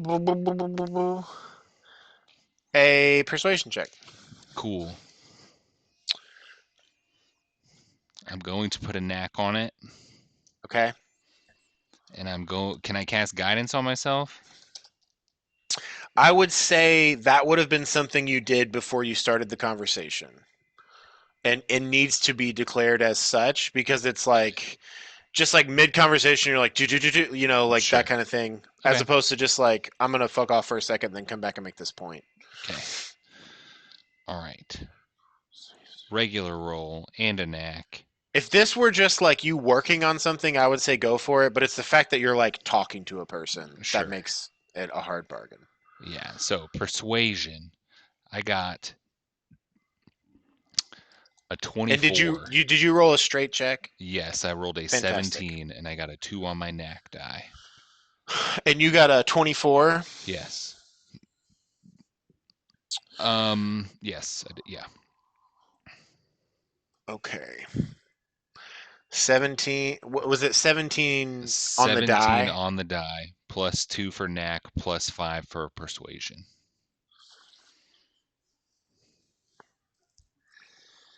He thinks about what you're saying and says, I will say a lot of the times when we've tested these things, it's been within this environment and not necessarily out in the field. Field But research. we've put so much money into these. I feel like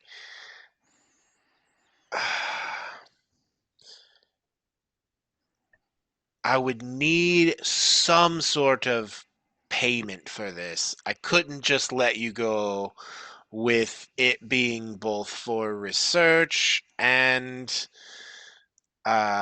just because of the amount of resources we poured into it. And the gold will be used to purchase the things that will allow us to try to make another one. What about a security deposit of sorts? What are you thinking on that? I mean, just the potential to get some of it back at the end of the test if it ends up working. Oh, well, like if it explodes type thing, you come back. Um, roll a persuasion check, forge hand. And unless you can think of a different check that would make sense for this. Nope, that's the one that makes the most sense. And I got a 20 total. Really? Big ol' 18. All right. Um, he's like, I think I could maybe work with that to some degree, maybe like half of it. I'm gonna need if something comes out of here, I'm going to need the money to purchase the components to build a new one on some level. Sure. So, what are you thinking about purchasing, or what has your eye the most? None of these things are directly beneficial to me, but uh, you know, they might benefit my friends. Perhaps that spellblade. Sure, Glandwell, you think? Glendale might have some interest in that. It is rather marvelous and, of course, interesting. However, I have much work to do in honing my own blades, if you understand my meaning. All right. I gotcha. Nope, that's not his voice. Understandable. And then he kind of like takes a second to check out your blades. Oh, what is their deal? These are the ancestral blades of my clan. And they They're start afield talking like about Galathos. Glenduel's swords. You all can Yeah. discuss if one or the other of these things will work better. It is hot. If you give us a number on one of these things, if anybody's interested, we could probably come up with, I don't know, some amount of it. I think if one of these is going to leave, I'd need like 1,000 gold.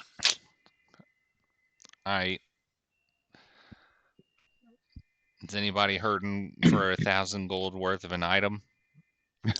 So there is a breastplate that it's a +2 breastplate, and it does not limit the amount of dex that is added to it. The Flame Forge axe is a +1 great axe that does an additional 5d4 fire damage when a target is hit with it. And that's just it's always hot. So that is it is its own whole thing. You doesn't seem to ever really turn off it being molten magma. So you're like, that's why this is experimental. The Rune Scribed Blade is a +1 blade and a +1 spell focus. And if you cast a spell through it, you can add your intelligence or wisdom or charisma modifier to the damage of that spell. The Golem's Bane Hammer gives advantage on all attacks against golems and does an extra 3d4 force damage. But if you're if you use it against a golem, it does 3d10 extra force damage. That's the pneumatic hammer. The elemental shields are all +1 shields, but they grant resistance to different elements.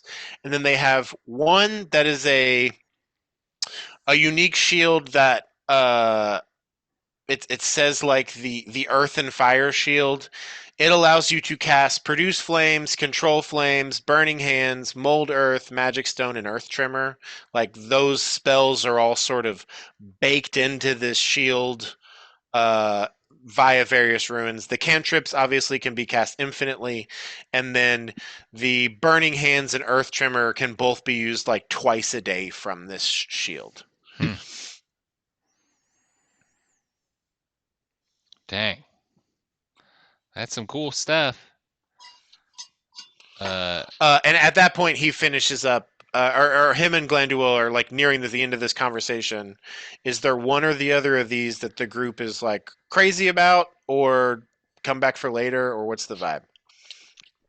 I feel like a cold resistant shield might be practical. Who uses a shield here? Is it just Skywatcher? Skywatcher, Jasper, Drea, you, if you want. I have cold I'm resistance. usually two-handing my hammer, so You have cold resistance? For my ring. Oh yeah, you've got the ring. That's right. Forgot about that. Good ring. Yes.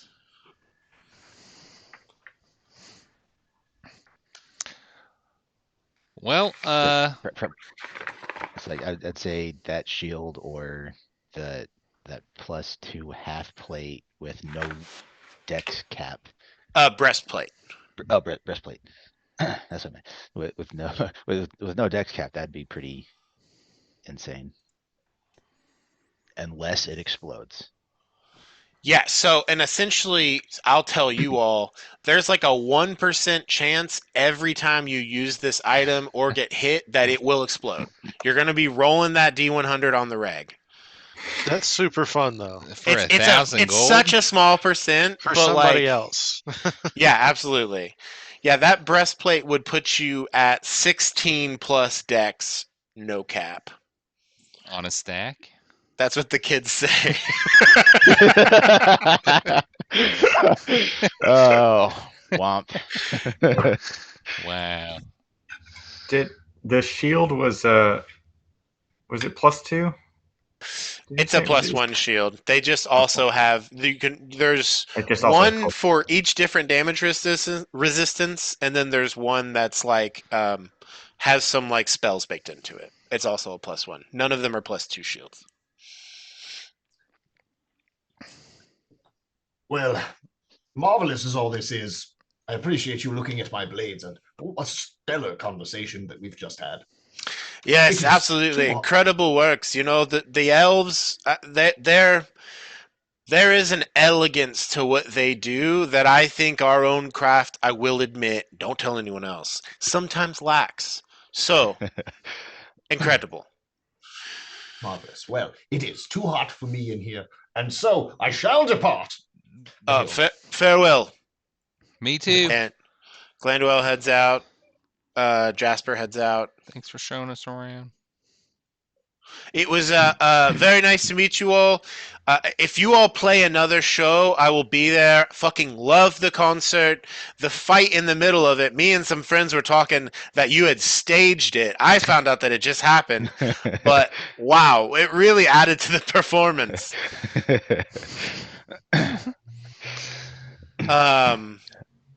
Jasper, you head out. Thistle, you head out.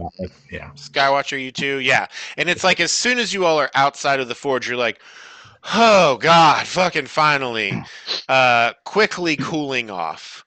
I'll catch up with you guys later. I'm gonna absolutely talk shop. Let me wrap up 4chan because he'll be working on this for like the next hour, and then I'll get back to you all. 4chan, you and Duroc he takes you over to one of their like spell gym altars, and essentially is like, so you're trying to permanently move this rune, which it's impressive because I know that a lot of time these giants magic tends to be sort of repeatable but fleeting, if that makes sense. But this one does seem to be permanently placed into this armor.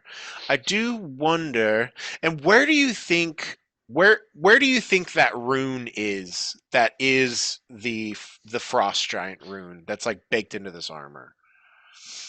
I'd always just imagine it on the chest piece, just Okay, front and center. front and center, great. And so he looks at this armor, and then like your new one is like sat next to it. You're like down to like your under the clothes you wear under your armor, your under armor, you could say. And he's essentially like, I think we could just sort of fully remove and just transfer these, and I think that there are, obviously these are two different sets of armor because what you had splint before, Yeah. you're moving from splint to plate. Mhm. Splint armor, just so I can understand. Okay, so splint is a series of plates that are next to each other, and whereas plate armor.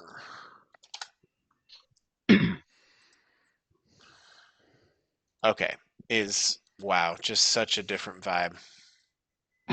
So he essentially suggests removing kind of the breastplate portion of this plate and um,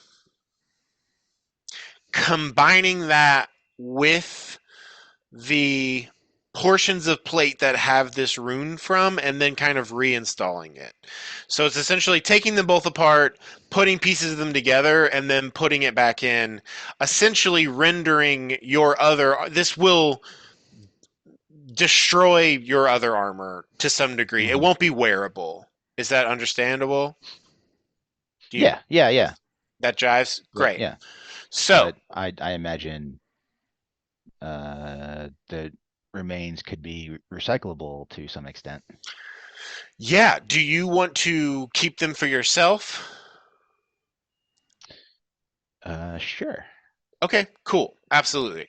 So, he and you get to work on this process. You have +1 smithing tools, right? Mm-hmm. You pull those out, and he's like, check these out, and goes over and grabs one of his, like, admittedly all the tools are slightly smaller than you're used to working, but the quality is undeniable, and these are basically like +2 smithing tools that they're working with. And he lets you use these on this project with him. So you'll be adding +2 to this smithing check roll, and he will be giving you advantage as you all are Okay. working to take these things apart, combine them, and then reinstall. All right. My roll is And I will say, there is a before you finish okay. a holy energy in the air, and like as you start to do the work, you just feel magic moving through you. And as you're looking around, you're like, everyone in here is basically, if they're doing smithing work, they are under the effects of a guidance spell. Like it's just like inherent in the air of this place. So you may add guidance to this. Okay. Well, I'm going to use one of my stored up inspirations. Oh, cool. Because my highest roll was a 7 there. That's so not very good. Let's try again. That is an immensely better, but almost it was really close to being the worst. So that with a net 19 and a 1 on guidance, that gets me to 30. Wow. That's fantastic. It did need to be a very high roll. That is past it though.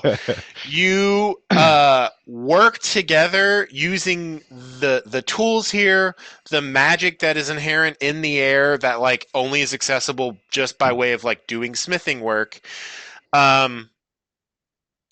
Durok's guidance as you're kind of working together on this. And over the course of an hour, you masterfully blend these two pieces of armor. And, I guess as a reference, it kind of goes from so with this being what Splint is, sending this to the group, and you know, let's get a good picture here. This typically kind of being what plate is, you seeing the difference of like the solid pieces. Mhm. What you end up with is God, this looks so fucking cool. Something more along the lines of this. Like it's just like a bit of a mix of these two different pieces. And when you have completed this armor and the rune connects, you can see the magic move through the entire set of armor. Like different pieces of it glow in new ways, as this is like a whole new set of armor. You have we'll call it with a 30, you've got 75% of your original splint mail, and you've got this new +1 plate with your transferred permanent giant rune to it. Well fucking done. You look rad as hell on the battlefield too once you bust this out. Um, Fantastic. You work on that for an hour. We cut rewinding an hour. Equinox steps outside. You see that Drea is just kind of like laying on the floor, and they've kind of like got their shirt up in the back so that it's like they're just trying to put direct skin contact with the stone. And Clay and Yugo are just kind of like chilling in their pots. You see that a pitcher of water has been brought to them. There is a bowl that is filled with it that Tilda has obviously like drunk a few times, and it's been like poured into their roots. Goody is in the hallway as well, wearing their leather armor now. Look at me, I look like a soldier. And it is a weird thing to see an armored plant person. I'm going to try and get together some kind of artwork for this to send. But Equinox is reunited, sans Forge Hand. Beverus is in the hall and says, "It is just far too hot for me in there. Would you all? What are you all interested in looking at next? Would you like to see sort of a general tour to some of the other areas that are accessible? There's also general tour. There's also lunch, drinks, and food that could be had in the feasting hall. I know you all didn't wake up too long ago, but it's right around 1 p.m. or so at this point." I am fine with any course of action. However, at some point today, I would like to see Elder Scholar Kalen Stonebrook, as well as Master Alchemist Grimly Earthshaker, if that could be arranged into our itinerary. That could absolutely be arranged. Does anyone else wish to go view other places, speak to other people, or just whatever you all want to do first? I am here to guide. I mean, if you can show us around, if you got any other shops or anything else around, that'd be cool. Or if there are sites or aren't necessarily other shops per se. There are a number of other crafters and things that you might be able to talk to them, and with the amount of renown that you all have gathered over the past couple of days for Clan Battlehammer, you could maybe get someone to sell you something. But so it's said, you're not going to be seeing many more storefronts like Battlehammer Industries over here. Sure. Okay. Has Jasper seen any thieves' cant at all on this side of like the secret door? Roll as you come out here, you all like chug some water. There's more pitchers are brought nearby.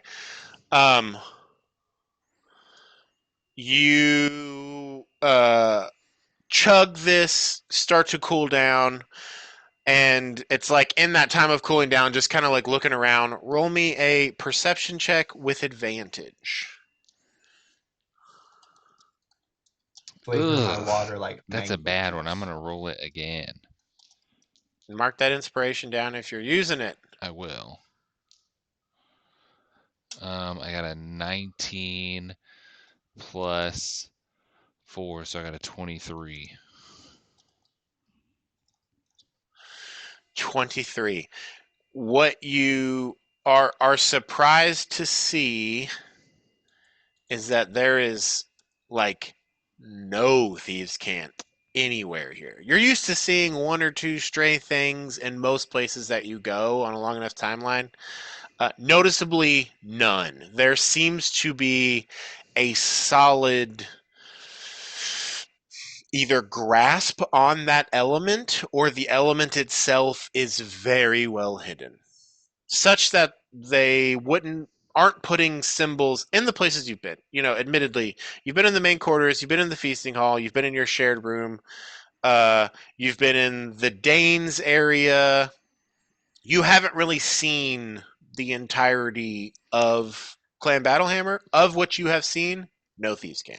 I think the tour Jasper is looking for is trying to see if any of that exists in here. So if Beverus like wants to take Jasper just around and just like talk, Jasper will probably not listen and just will like look around and kind of check out the. Okay. You want to just tour around Glanduel? Do you just want to tour around, eventually making your way to the fellow you were talking about? Yeah. Thistle, Skywatcher, are you all in the same boat? Or is there anything you wish to do besides this? I know, Skywatcher, you had talked about seeing Rodolfo. Yeah, I mean that's really the only thing Skywatcher's been thinking about this whole time is his old buddy Rodolfo. Okay. Skywatcher, do you want to like dip outside while this group is getting the tour around? Yeah, sure. Okay. I can look at Rodolfo's wares on my own. Thistle, do you wish to join Equinox or Skywatcher? I'll keep touring around. Okay, great. Tony, let me probably ping you after this and we can do a little side chatting. And if you don't have time or patience for that, we can like do that at the beginning of the next session. Jasper, Glanduel, Thistle, Drea, Goody, Clay, and Hugo all decide they want to tour. Skywatcher, you make it clear you want to go talk to Rodolfo. Beverus quickly summons a guard to basically escort you out. You are not too far from the exit, quickly shown out through that central hall. The stairs you see generate.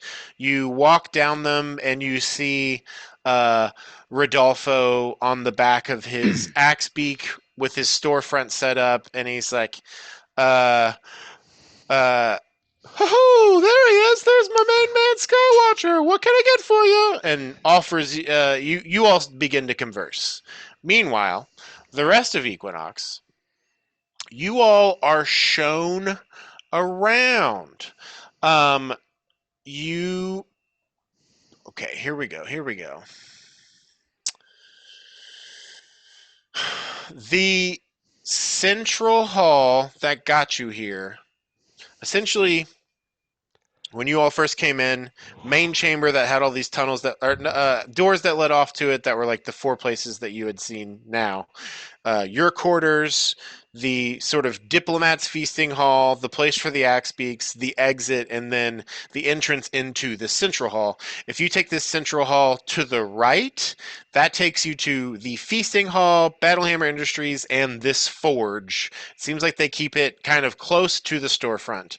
If you go left, though, there are it's just like hundreds of feet of tunnel, and then taking that down, you see a number of doors off from this main tunnel.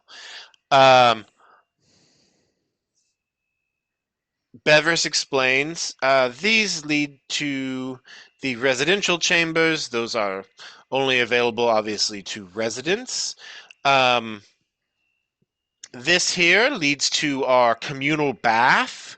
If you wish to join the rest of the dwarves here, it is a very large, open, wonderfully heated and also cooled multi-chamber bath situation. Very nice. Very nice. Turning into Donald Trump. This here is our communal library. These are our schooling houses. This is where the dwarven children are taught. This passage will lead to our community farm, um, which is, you know, in part attached to our livestock. In addition, we have the temple to the dwarven pantheon, with its attached sort of healing center for those that are injured. And this side over here, pointing to like another, portion of these doors, leads to the tinkerer's craft quarters, the jeweler's craft quarters, the stonemasonry craft quarters, the brewer's craft quarters. We battlehammers are known for our love of drink and brewing of it. The potter's craft quarters, arcane research and development, and alchemical research and development. These doors at the end of here are all restricted access. No reason to go down those. And which of these would you all have interest in sort of checking out? Well, certainly the arcane research and development is of interest to me. However, I speak not for the group. Absolutely. Jasper, where is Jasper interested in going? Are you just down to like see every bit of it, kind of like go with Glanduil, or do you all want to like break up and split off and go check out different things? Um, I can just follow with Glanduil. I'm just gonna like keep my eyes out and just look for anything that could potentially be interesting. Specifically like underworld stuff or thievery things or like yeah, just kind of Okay, that's roguish fantastic. type of stuff. Thistle, are you joining Glanduil and Jasper? Yes, I'll join Glanduil and Jasper. And can Thistle pick up on anything like as far as Jasper kind of on his own Oh, self-guided tour, like what he's looking for type thing? or that he's looking for something else outside of, you know, Jasper, are you trying just to looking around? make your looky-looiness concealed? And if so, I would say roll a deception check. Okay, well, it is he's trying to conceal it from Beverus, so it would just be generally concealed. Generally concealed. Okay. 21. So I would say Thistle roll an insight check, and you're trying to beat a 21 to see if you notice that Jasper's the look of like you enter a space and you look to Jasper to see what Jasper's looking around at is kind of the vibe. And Yeah, I think that's an 11. I don't think I okay, picked up on much. yeah, it's overwhelming. I will also say you've never been around consistently this much stone around you, this far underground, this much heat, this many dwarves. This is a very unique experience that Thistle is having. I mean, that all of Equinox is having, admittedly, but you being extra planar, you're like, this is such a different vibe. And it's interesting, but I don't know. I don't know if you find it interesting, but it is very different than what you're used to in life in general, and thus maybe like overwhelming to your senses to some degree. Um, Drea says, I am interested in the communal baths, and we were talking in the hallway, and Clay and you go And yeah, I'm also I want to go take a soak. So I think we're gonna go check that out. And if you all want to go check out your arcane thingy, we will meet up later. And Beverus has a guard come and escorts Drea, Goody, Clay, and Hugo away. Drea, Goody, Clay, Hugo, go to the baths. Jasper, Glanduil, and Thistle, you head to Arcane Research and Development. This is a sanctum where dwarven ingenuity meets mysteries of magic. This workshop is a testament to the dwarves' tireless pursuit of knowledge and their unwavering determination to harness the arcane arts.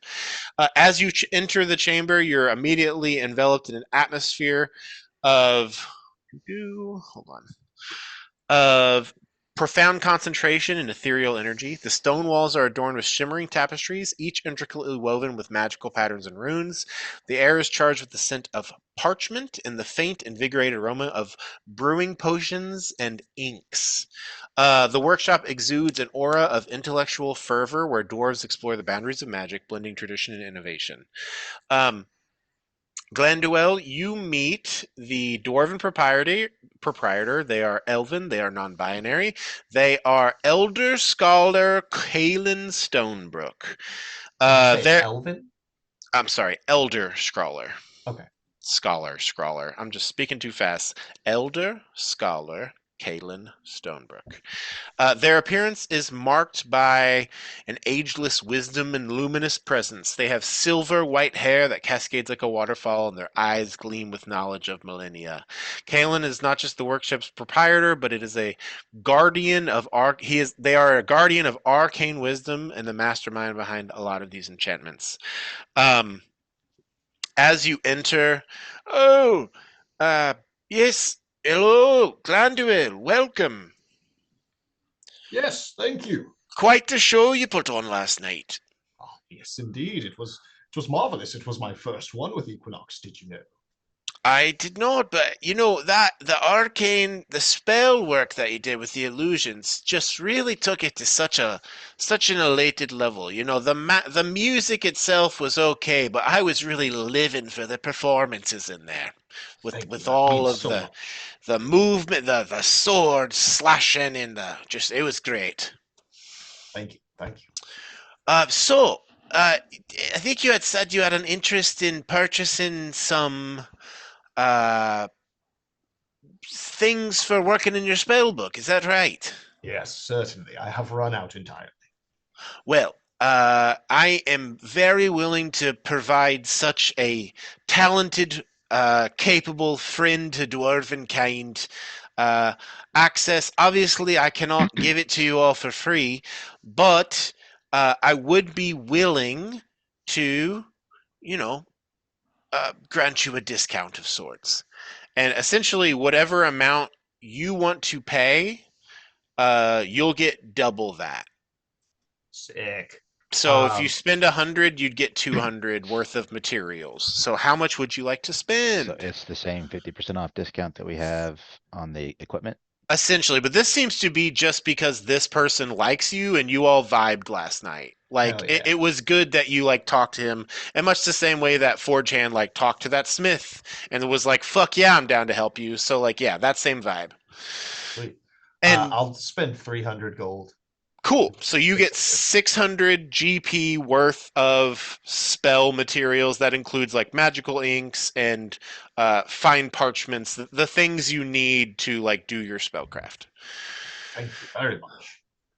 And as you all, I guess Jasper and Thistle, if you would like to roll me perception or investigation checks, just as you like look around this crazy space, I can kind of describe some of the things you are seeing in general. Without even rolling a check, you know, this room is filled with an array of tools and supplies, all for sort of arcane workings. There are a dozen different desks in here that are all like neatly arranged, but also like a lot of pieces of space in here are used for how much is in here. There's a number of spell books and tomes and grimoires.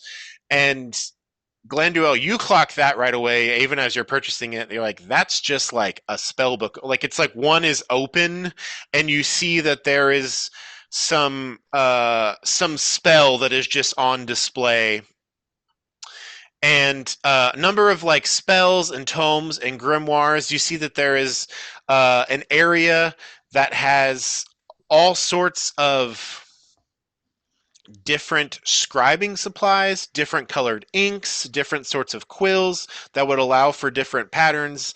Um, some of the quills themselves seem to be a bit magical, and as you're like watching one of the like, there's also like uh 12. Each of these desks has a dwarf at it that is working, and um Glenduel, you can roll me either an Arcana, Perception, or Investigation too. And then Jasper, what did you get? 23. 23. Thistle, what did you get? 11. I used a 11. side eye, by the way. Okay. What were you before the side eye? 19. Okay, it Wait. let you broke 20. So No, yeah. 19. Both of those side eyes have been used because their effect was tangible. Glenduel, what did you get? 22 for Arcana. Great. Jasper, you do not see any thieving, roguish, thieves' cant elements about. Almost boringly so. You do take in that there's just a lot of magical equipment in here that all looks fancy and expensive. That's what fancive is. You clock that they have all different types of inks. And as you're looking around, Glenduel, you notice this too. Like as this dwarf is like copying a spell, it's like his hand is moving twice as fast as you could ever do it. And it seems like they have some sort of magical quill that's like allowing him to write a spell in half the time.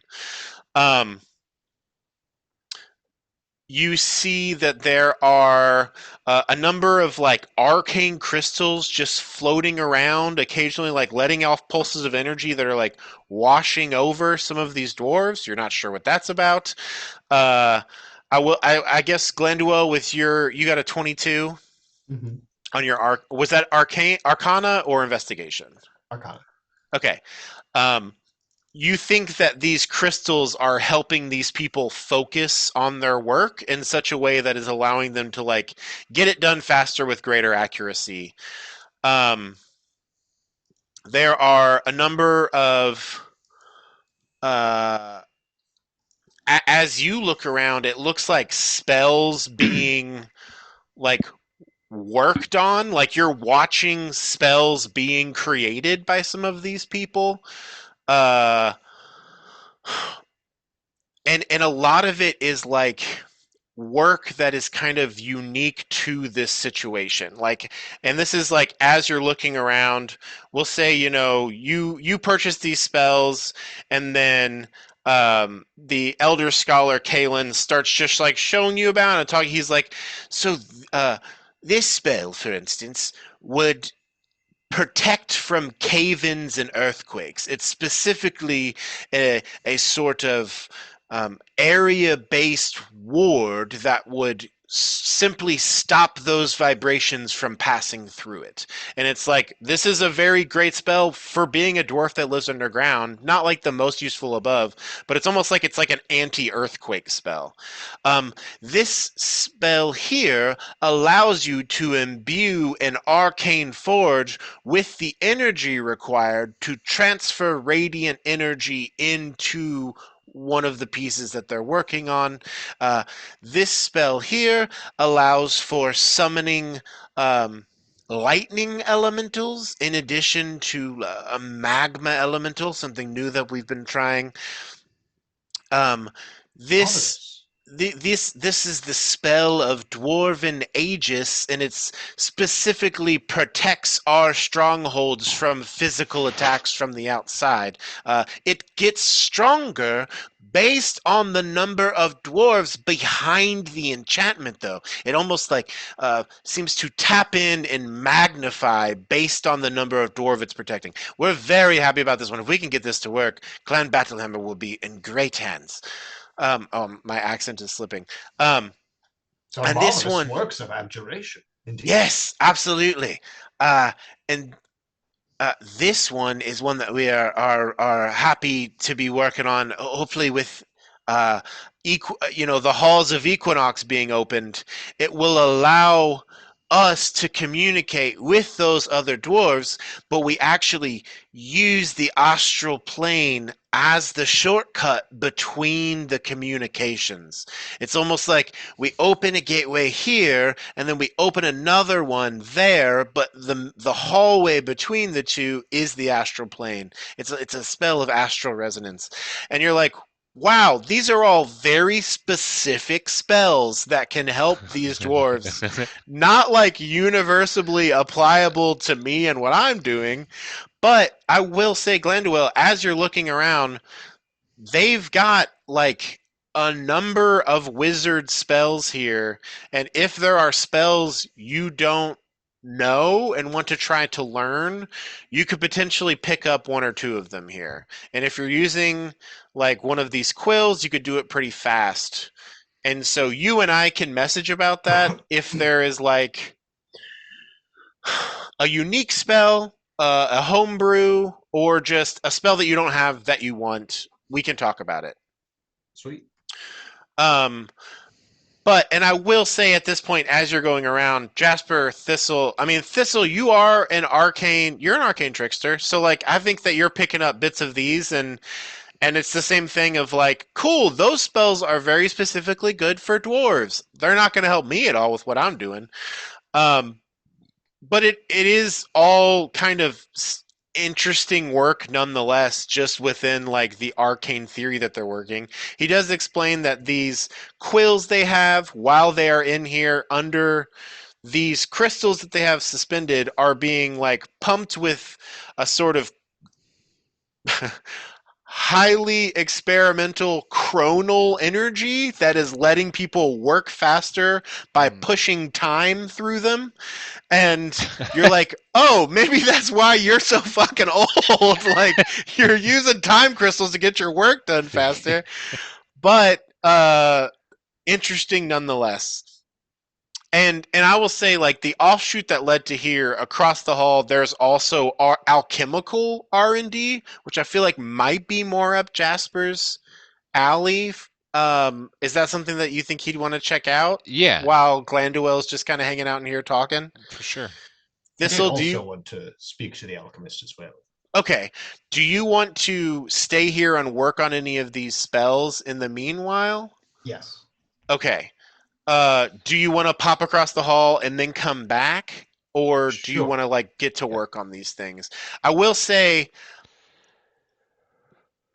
this is like a feast for the mind of Glanduil in such a way that I feel like it's almost worth rolling a save of like, can I pull myself away from like the perfect setting to get so much work done right away? I feel like maybe a wisdom save. What do you think would be the DC of that? Just knowing his personality. Like 13 maybe. Okay.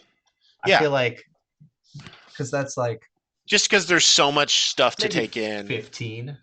All right, that's cool. Roll a DC 15 wisdom save. I rolled a 15 on the dice. Okay, Wow, perfect. faded. It is, you're very much like, wow, I could get to work right now, and then you're like, oh, but alchemy's pretty fucking cool too. And so Jasper, Thistle, and Glanduil, you all are going to pop across the hall, check out Yeah. alchemical R&D. Okay, it's currently 10:55. Are you all down to play for say like another 20 minutes or so, or do you want to go ahead and try and like cut this off at what is my time 11? I'm I can honestly go getting however pretty long. sleepy. Okay. Bryce is wanting to go out and he's wanting to check out the alchemy stuff. Okay. let me go grab a drink of water. I will like briefly explain to you all the alchemy stuff, and then we can just kind of end it there in the midst of you all like taking in this new area. Cool beans. Cool. All right, I'm gonna go grab water real quick because just yeah.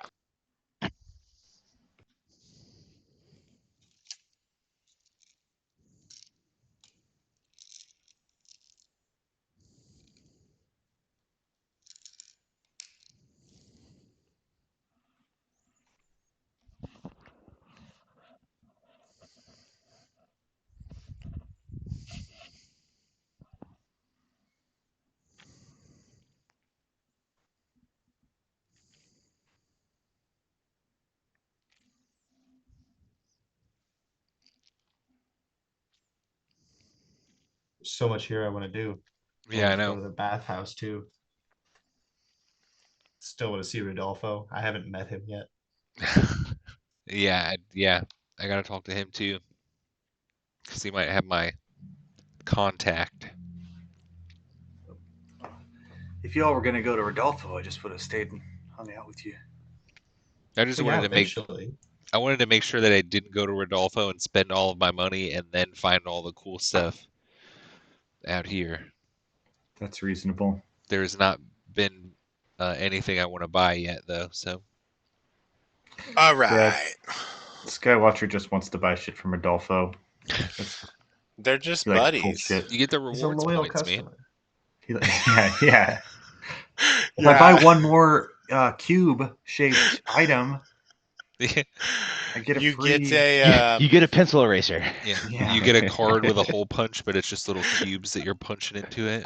absolutely that. Yeah, you get the subway card from Rodolfo. Frequent buyers. It's like, oh, after 10 purchases, you get one item free. Rodolfo. Okay. I am sharing with you, Tony, a link that will allow you to peruse. Copy.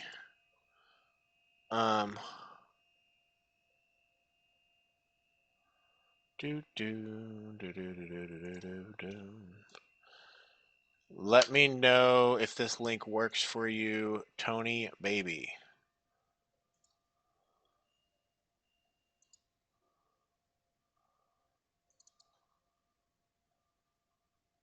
Yes, that does work. Fantastic.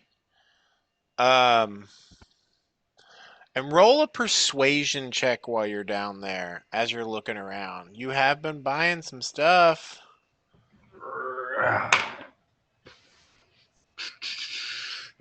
Rolled a 16 for 15 persuasion. Wow. I'm not charismatic. You're just given the one binder. You do see the other binders, but it's just like they've got like built-in. I guess we'll say this. He's like, "Oh, how much money are you willing to spend here? How much? What are you working with? Oh, Be honest with me. be Be honest with me." just a little bit here, Rodolfo.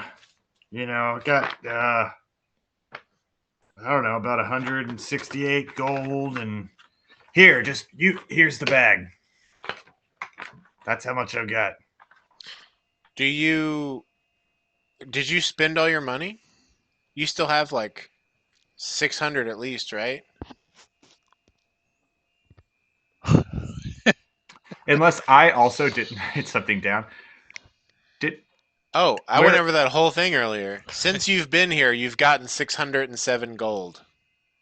I thought I'm so confused. I thought Jesse said the like 107 from. That was from the concert, and then we had 500 in gems from the Dane. Oh shit. Got about 600. Oh, jeez, you goofball. I was cooking dinner. If you don't earlier want the when, money, I'll take it. Like, You're perfect. I love you, and I'm glad that you got it realized. So everyone on the call knows. Everyone got like 607 gold if you're in the party. Uh, not me. Oh Tony wait, I Skywatch. literally have that written down right here. Oh, I just great. didn't Not on the add it sheet. into my yeah. Okay. Uh, you get the second binder handed to you to look at. You're not going to be able to afford most of this, but there's some stuff you might be interested in. Binder 2 has come your way Sick. since you left the Dwarven Halls to go peruse some items. Feel free to peruse these in your free time. They are pricey, though. Jasper, Glanduil, Thistle. You head to the Alchemical Research and Development Chamber. You see in here a subterranean sanctum where dwarven alchemy blends ancient knowledge with bold experimentation. This workshop is a testament to the dwarves' unwavering pursuit of secrets hidden within elixirs, brews, and potions. As you enter, you are immediately embraced by an atmosphere of intellectual intensity and the faint, intriguing scent of herbs and different chemicals that you're like, I don't know if I should be breathing some of these. It's that same way that like gasoline sort of has an alluring smell, kerosene kind of has an alluring smell, but you're like, I know it's bad, but I kind of like it. Not sure I should breathe it though. The stone walls are adorned with all sorts of alchemical diagrams and intricate notes. The air buzzes with a low hum of bubbling cauldrons and the gentle hiss of arcane reactions and all kinds of alchemical equipment that is spread around this lab. There is a an aura of inquisitiveness and alchemical fervor as these dwarves are delving into their different arts.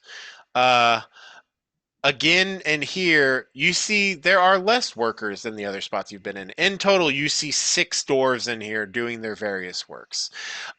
You are greeted sort of yeah, I'll say yeah. You're greeted kind of warmly by Master Alchemist Grimly Earthshaker. Uh he has a long, flowing grayed beard and eyes that twinkle with wisdom. Uh, Grimly embodies the spirit of dwarven alchemical expertise. His hands are stained with colors from countless potions, a number of burns and things, and he wears a well-worn leather apron. Uh, you see as you come in here that there are, all that alchemical formulae, charts of the elements, in addition to all of these alembics and retorts. There's like rows of mortars and pestles, collection of dried bundle herbs all around, racks of just all these different phials, cauldrons and crucibles, and there even does look to be a little like herb garden in here with these different unique plants that are being grown.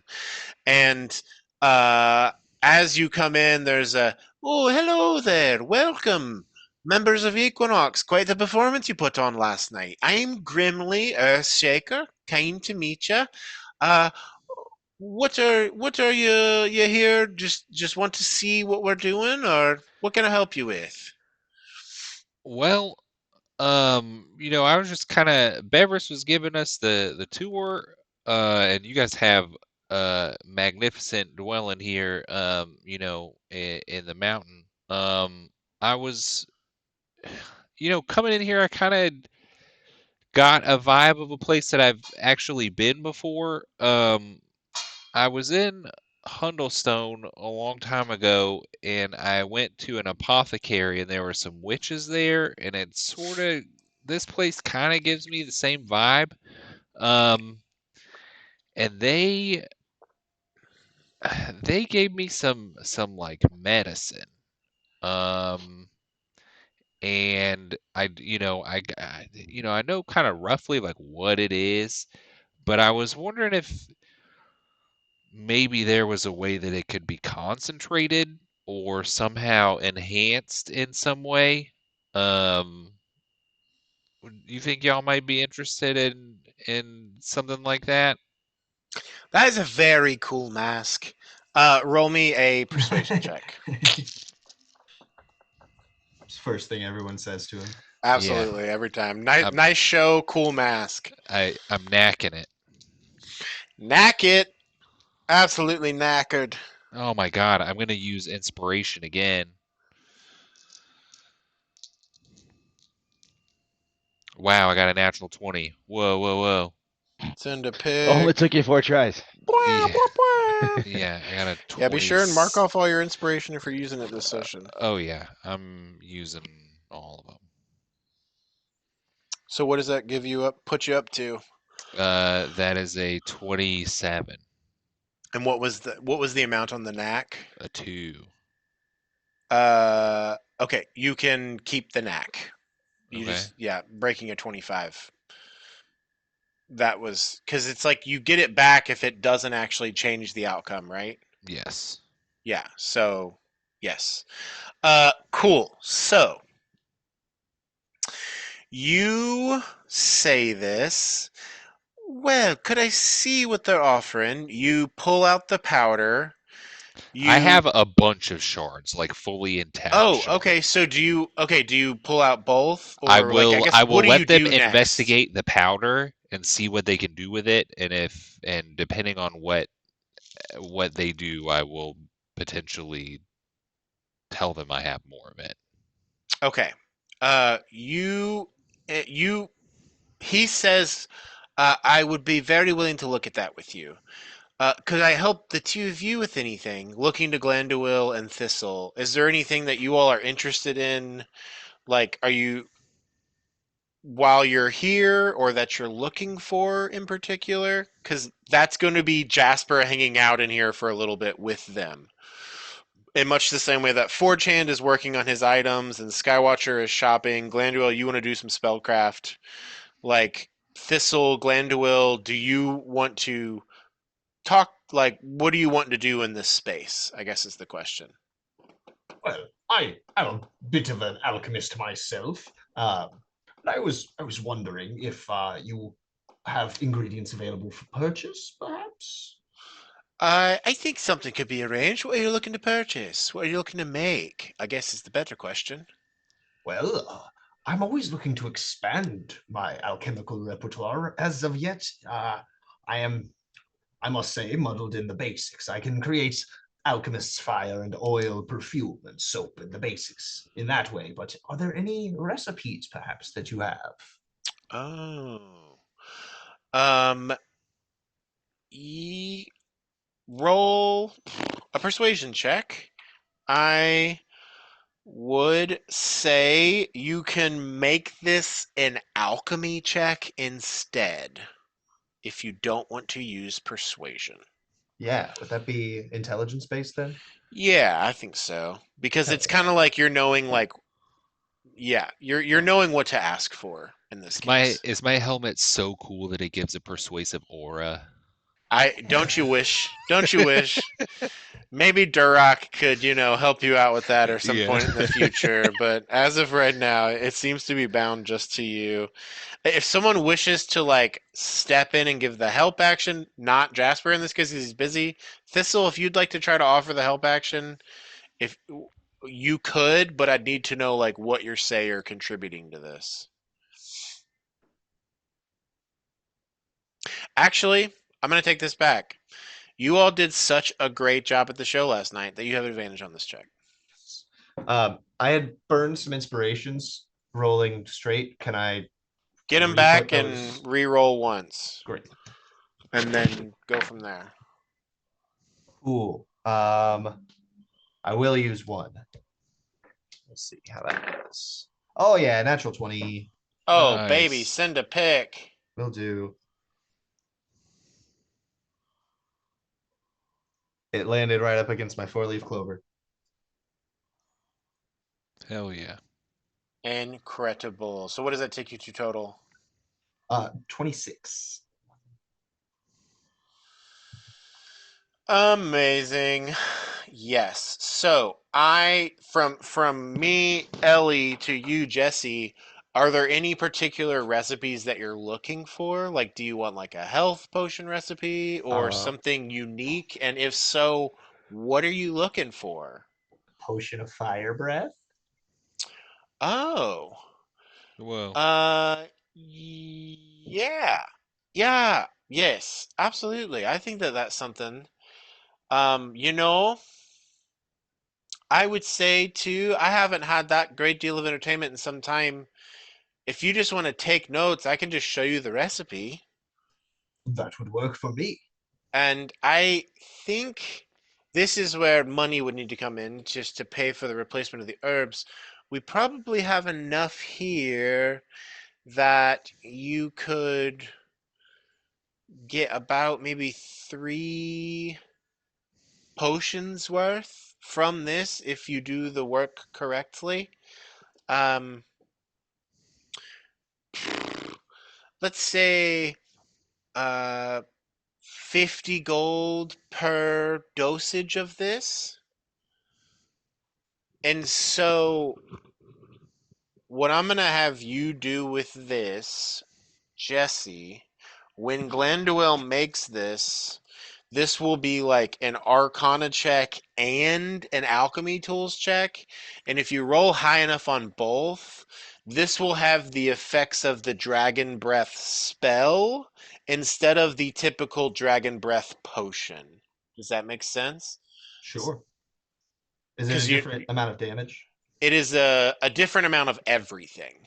Oh wait. Like it's like the normal potion I think is like 3 breaths and it's only fire, Oh, whereas the spell lets you choose the element, it's for a minute, so on and so forth.